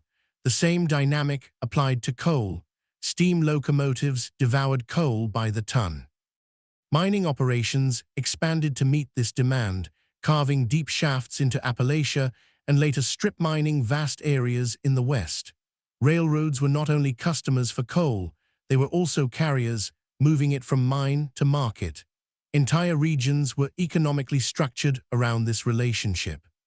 When coal demand later declined due to environmental regulation and competition from other energy sources, communities built around rail-served mines faced economic collapse. The legacy of that earlier integration proved difficult to unwind. Railroads also accelerated the emergence of national retail chains. Companies like Sears built enormous mail-order operations that depended on reliable rail service to reach rural customers. A farmer in Kansas could browse a catalog and order goods manufactured hundreds of miles away, confident that a train would deliver them to the nearest depot. This integration eroded local self-sufficiency and reshaped small-town economies. General stores that once served as community hubs struggled to compete with distant suppliers, offering lower prices through scale and efficient distribution. At the political level, railroads influenced the evolution of federal power. The land grants and bond guarantees of the 19th century established precedents for large-scale public support of private enterprise. When later infrastructure projects emerged, dams, highways, airports, the idea that government could play a central role in financing and coordinating them was no longer novel. The railroad era had normalized massive public-private partnerships. Yet the early railroad subsidies also fueled skepticism about corporate influence. The perception that wealthy railroad executives manipulated legislation contributed to a broader reform impulse during the Progressive era. Antitrust laws, regulatory commissions, and civil service reforms were shaped in part by public reaction to railroad power. The industry became a testing ground for questions about how democracy should manage concentrated economic authority. The destruction wrought by railroad expansion was not always immediate or visible. Some effects unfolded gradually. The near extinction of the buffalo, for example, devastated plains ecosystems and indigenous food systems in a matter of decades. But other changes, such as soil exhaustion from monoculture farming encouraged by rail access to distant markets, emerged over generations. The Dust Bowl of the 1930s cannot be attributed solely to railroads, yet the integration of Great Plains agriculture into national and global markets, facilitated by rail, encouraged farming practices that intensified environmental vulnerability. The psychological impact of railroads also deserves attention. They altered perceptions of speed and scale. The rhythm of life accelerated. Business transactions were expected to move quickly. News traveled in hours rather than days. The sense of living in a vast but connected nation reshaped national identity. Americans increasingly thought of themselves as participants in a shared economic and political system stretching coast to coast. This shift had geopolitical consequences. A continent unified by rail could mobilize resources efficiently, making overseas expansion and global trade more feasible.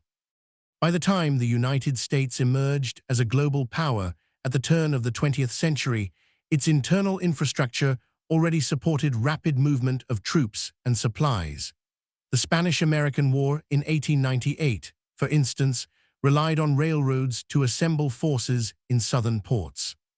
The capacity to project power abroad rested on the prior integration achieved at home. At the same time, railroads created internal borders of a different kind.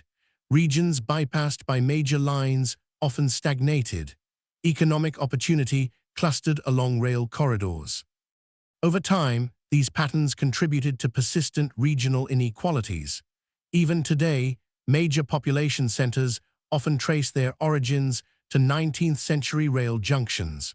The geography of modern America still reflects the logic of railroad routing decisions made more than a century ago. As the automobile rose to prominence, some observers predicted that railroads would fade into irrelevance. Yet freight rail proved resilient because of its efficiency in moving bulk goods over long distances. The interstate highway system, while transformative for passenger travel and short-haul freight, did not replace rail's comparative advantage in heavy transport. Instead, the two systems evolved into complementary components of a broader logistics network. In recent decades, the emphasis on supply chain efficiency has made railroads once again central to national economic discussions. Disruptions, whether from labor disputes, extreme weather, or global crises, highlight how dependent modern commerce remains on reliable freight corridors. When trains stop, factories idle, store shelves empty, and export shipments stall. The interconnectedness first forged in the 19th century now operates on a global scale. There is also a renewed awareness of infrastructure vulnerability. Bridges built in the early 20th century still carry modern freight loads far heavier than their designers anticipated. Tunnels carved through mountains more than a century ago remain vital passages. Maintaining and upgrading this aging infrastructure poses enormous financial and engineering challenges. The durability of the original network is remarkable, but it also underscores how long-term the consequences of infrastructure decisions can be. Meanwhile, the ethical questions raised during the railroad's formative years remain unresolved. How should the benefits of infrastructure be distributed? How should communities be compensated when projects disrupt their environment or heritage? How should corporations that control essential transportation corridors be regulated? These questions, first confronted in the age of Vanderbilt and Good, continue to echo. In examining the railroad story, we see a pattern repeated across American history: bold technological innovation followed by consolidation, crisis, reform, and adaptation. Railroads were among the first industries to experience this full cycle at national scale. They offered a preview of the tensions that would accompany later waves of technological transformation, from electricity to telecommunications to the digital age. The metaphor of the railroad as both builder and destroyer captures a fundamental truth about modernization. To build at scale is to disrupt at scale. The same steel track that connected farmers to markets severed native nations from ancestral lands. The same financial mechanisms that mobilized capital for construction triggered panics that ruined investors and workers alike. The same corporate structures that pioneered managerial efficiency concentrated wealth and power in unprecedented ways. Yet it would be simplistic to reduce the railroad to a symbol of harm. For millions of immigrants, it represented opportunity. For industrial workers, it provided employment. For isolated communities, it offered connection. The very contradictions of its legacy reflect the complexity of the society it helped create. Today, when discussions turn to revitalizing infrastructure, combating climate change, or strengthening domestic manufacturing, railroads are once again part of the conversation. Electrified freight corridors, expanded passenger service, and improved intermodal facilities are proposed as solutions to contemporary challenges. In this sense, the railroad is not merely a relic of the past, but a potential instrument of future transformation. But history cautions that infrastructure decisions reverberate across generations.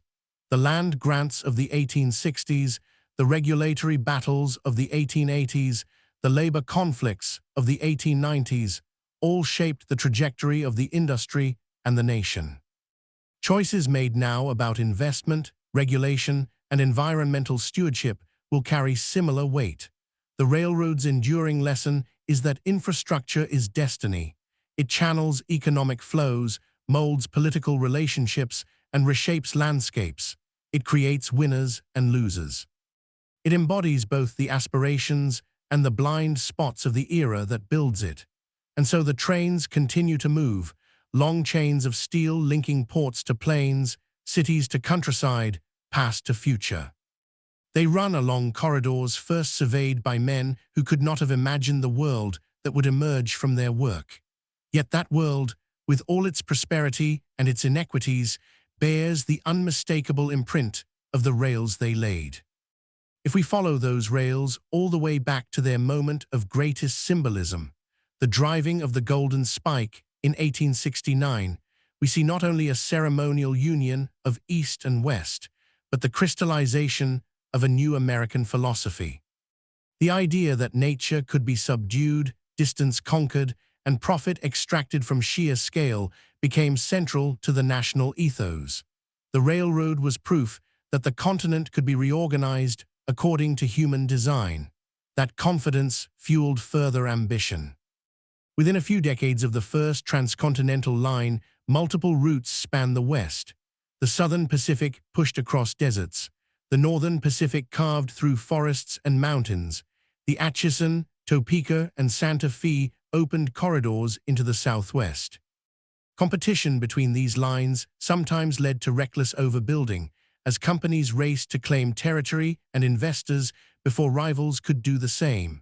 Railroad towns were often born in a single day. Surveyors marked a site, tracks were laid, a depot rose from lumber hauled in by freight cars. Soon came a hotel, a saloon, a general store. Land values spiked immediately. Speculators bought and sold lots before a single permanent building stood. For settlers arriving by train, these towns were gateways to opportunity. For those who invested too late or backed the wrong line, they became reminders of how fragile frontier prosperity could be. The railroad also changed warfare and diplomacy on the continent. The U.S. Army's campaigns against native nations were made possible by rail logistics. Troops could be transported quickly to flashpoints. Supplies could be delivered reliably. Once resistance was broken and reservations established, rail lines often ran nearby, ensuring continued federal oversight and economic penetration. The military and the railroad operated in tandem, each reinforcing the other's reach. As the 19th century gave way to the 20th, the scale of railroad enterprises made them central to national debates about monopoly power. Trust-busting efforts under President Theodore Roosevelt targeted industries that threatened competitive markets. While railroads were not dismantled in the same way as Standard Oil, they faced increased scrutiny and regulation. The Hepburn Act strengthened the Interstate Commerce Commission's authority to set maximum rates. The federal government asserted more direct oversight over what had once been largely autonomous corporate empires. Yet regulation was always a balancing act. Too little oversight invited abuse. Too much constraint discouraged investment.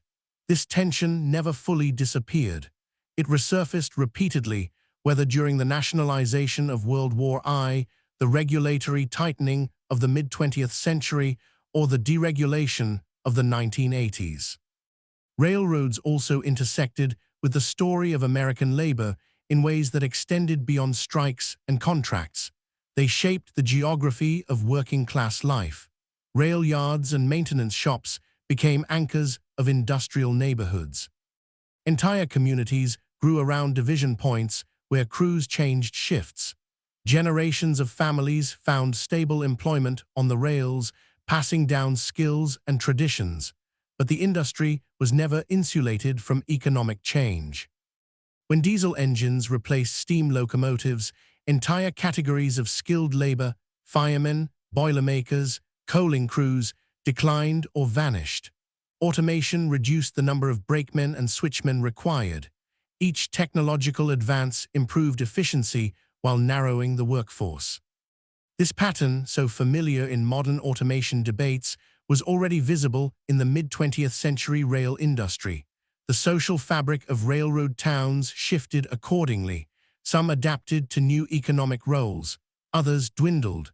Abandoned depots became relics of a busier past. The geography of rail prosperity was never static. It flowed with traffic patterns and corporate strategy. Internationally, American railroad expertise influenced global development. Engineers and financiers exported knowledge to Latin America and Asia. Railroad construction abroad often mirrored domestic patterns. Large capital investment, close ties between corporations and governments, and significant local disruption. The American experience with rail became a model, sometimes admired, sometimes criticized, for other nations seeking rapid modernization. By the late 20th century, the railroad no longer dominated headlines as it once had. Skyscrapers, automobiles, airplanes, and later computers captured the public imagination. Yet freight rail remained quietly indispensable. During economic booms, it moved record volumes of goods. During recessions, it reflected contraction. Its rhythms mirrored the broader economy. Natural disasters periodically reminded the nation of rail's vulnerability and importance. Floods in the Midwest could wash out bridges and halt grain shipments. Hurricanes along the Gulf Coast disrupted petrochemical transport. Wildfires in the West threatened mountain corridors.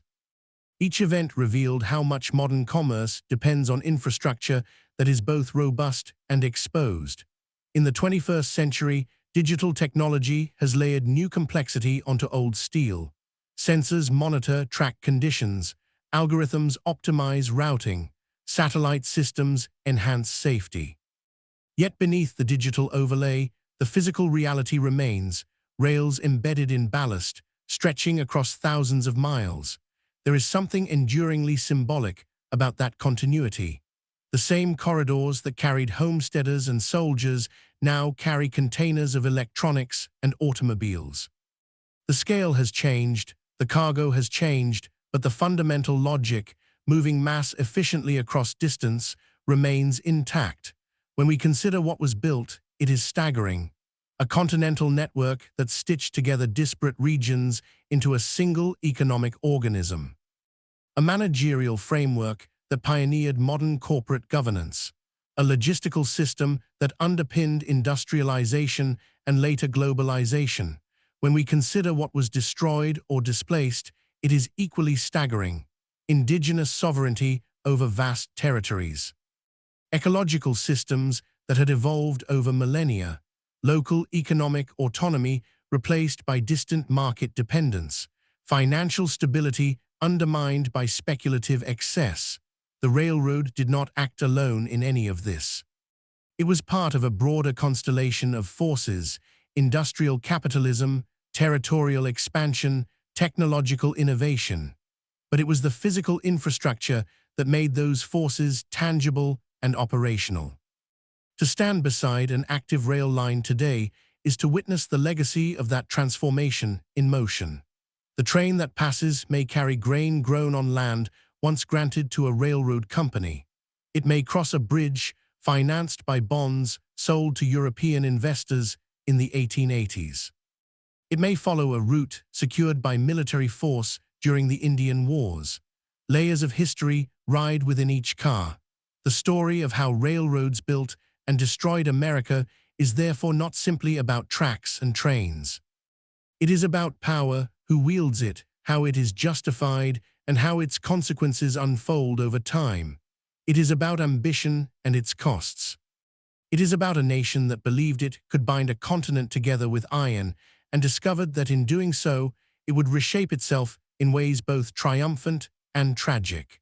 The rails still gleam in the sun, stretching toward horizons once considered unreachable. They remind us that infrastructure is never neutral. It embodies values, priorities, and trade-offs. And in the case of the American railroad, It embodies a defining chapter in the making and remaking of a nation. In the final analysis, the railroad story is inseparable from the story of American capitalism itself. It was the first industry in the United States to require truly vast amounts of capital, to operate across multiple states with centralized management, and to affect nearly every citizen either directly or indirectly. Before railroads, most businesses were local or regional. After railroads, the template for national corporations was set. The sheer cost of construction forced innovation in finance. Railroads issued complex securities, structured debt in tiers, and pioneered practices like holding companies and interlocking directorates. Boards of directors governed enterprises whose operations stretched across thousands of miles. Investors demanded standardized reporting. These innovations laid the groundwork for the modern financial system. But financial sophistication also created opportunities for manipulation. Stock watering, issuing shares in excess of actual value, became a common tactic. Insiders could profit handsomely while ordinary investors bore losses. Speculative bubbles inflated around new lines projected through undeveloped territory. When those bubbles burst, as they did repeatedly in the 19th century, the consequences were severe and widespread. Each panic tied to railroad overexpansion reinforced public suspicion that unchecked corporate ambition could destabilize the entire economy. Yet each recovery also reaffirmed the centrality of rail. Even in bankruptcy, the physical infrastructure retained value. Tracks still connected markets, trains still moved goods. Reorganization, rather than liquidation, was usually the outcome. Railroads were too important to disappear. This cycle, exuberant expansion, financial collapse, restructuring, became a defining rhythm of the industry. It also shaped federal policy. The gradual strengthening of regulatory oversight was not simply ideological. It was a pragmatic response to recurring crises. Policymakers sought to preserve the benefits of rail integration while limiting its excesses. At the same time, the railroad reshaped the American relationship to land. Before rail, vast interior regions were distant and, for many Eastern Americans, abstract. After rail, land became accessible, tradable, and commodified at unprecedented scale. The checkerboard land grants along transcontinental routes embedded corporate ownership into the geography of the West. Real estate markets developed rapidly. Agricultural settlement followed predictable patterns along rail corridors. This commodification of land had profound consequences for Native American nations. Treaties negotiated under duress were violated or reinterpreted when they conflicted with rail expansion. Reservations were often situated on marginal land, disconnected from major transportation routes, reinforcing economic isolation. The railroad did not simply pass through indigenous territories, it helped transform them into peripheral spaces within a new economic order. The environmental footprint of railroads was equally transformative. Massive quantities of timber were harvested for ties and trestles. Stone was quarried for ballast. Mountains were blasted, rivers bridged, prairies graded. The linear corridors, carved by rail, altered wildlife migration patterns and introduced invasive species. Coal-fired locomotives contributed to urban air pollution long before automobiles did. The scale of change was continental, yet railroads also fostered conservation in unexpected ways. The accessibility they provided to remote landscapes helped spark tourism and, eventually, preservation movements. National parks such as Yellowstone were promoted by railroad companies that built lodges and advertised scenic travel. The same industry that facilitated extraction also helped popularize the idea of protected natural spaces. This dual role, exploiter and promoter of wilderness, illustrates the complexity of its legacy. As the 20th century progressed, the railroad's dominance waned in public consciousness, but not in structural importance. Highways and aviation captured the cultural imagination. Suburbanization reshaped residential patterns.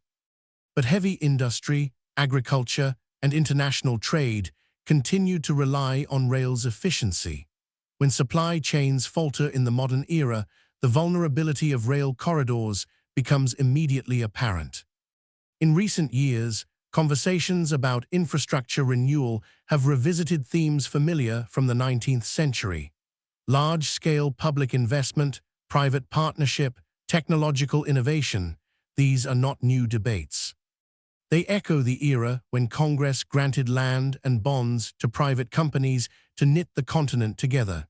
The scale of ambition differs, but the underlying logic persists. Infrastructure is the foundation upon which economic systems are built.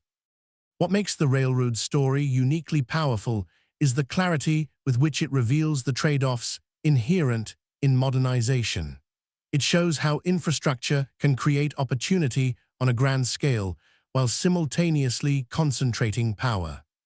It demonstrates how connectivity can foster national unity while erasing local autonomy. It exposes the tension between private profit and public good. The railroad did not merely respond to American expansion, it accelerated and shaped it. It influenced where cities grew, where industries clustered, and where wealth accumulated. It defined corridors of prosperity and zones of neglect. It embedded patterns into the landscape that persist long after individual companies have merged or vanished. Even today, if one examines a map of population density, industrial centers, or agricultural production, the imprint of 19th-century rail decisions is visible. The nation's economic skeleton was forged in steel. Later layers, highways, airports, fiber-optic cables were added atop that skeleton, but they did not erase it. The story of how railroads built America is a story of integration. They integrated markets, regions, and communities into a single national system. They enabled the United States to emerge as an industrial power capable of competing on the global stage. They standardized time, management, and commerce. The story of how railroads destroyed aspects of America is a story of displacement and imbalance. They facilitated the dispossession of native peoples. They encouraged speculative excess that triggered financial collapse. They contributed to environmental degradation. They empowered corporate elites at the expense of small producers and workers. Both stories are true, and they are inseparable. The same rails carried homesteaders seeking new beginnings and soldiers enforcing federal authority. They transported grain that fed growing cities and buffalo hides taken from nearly exterminated herds. They enabled immigrant families to build new lives and financiers to manipulate distant markets. In the long sweep of history, the railroad stands as one of the clearest examples of how technology reshapes society. It reveals that progress is neither purely benevolent nor purely destructive. It is a force that magnifies human intention, both generous and exploitative. The trains that still cross the American landscape today are heirs to that legacy. They operate with digital precision unimaginable to 19th-century engineers. They move containers filled with goods from across the globe. They run on tracks first surveyed in an era of steam and speculation. And as they pass through deserts, mountains, farmlands, and cities, they carry with them the weight of a story that spans 2 centuries, a story of ambition bound in steel, of a nation built and remade by rails that both united and divided, enriched and uprooted, forged prosperity and left scars that endure.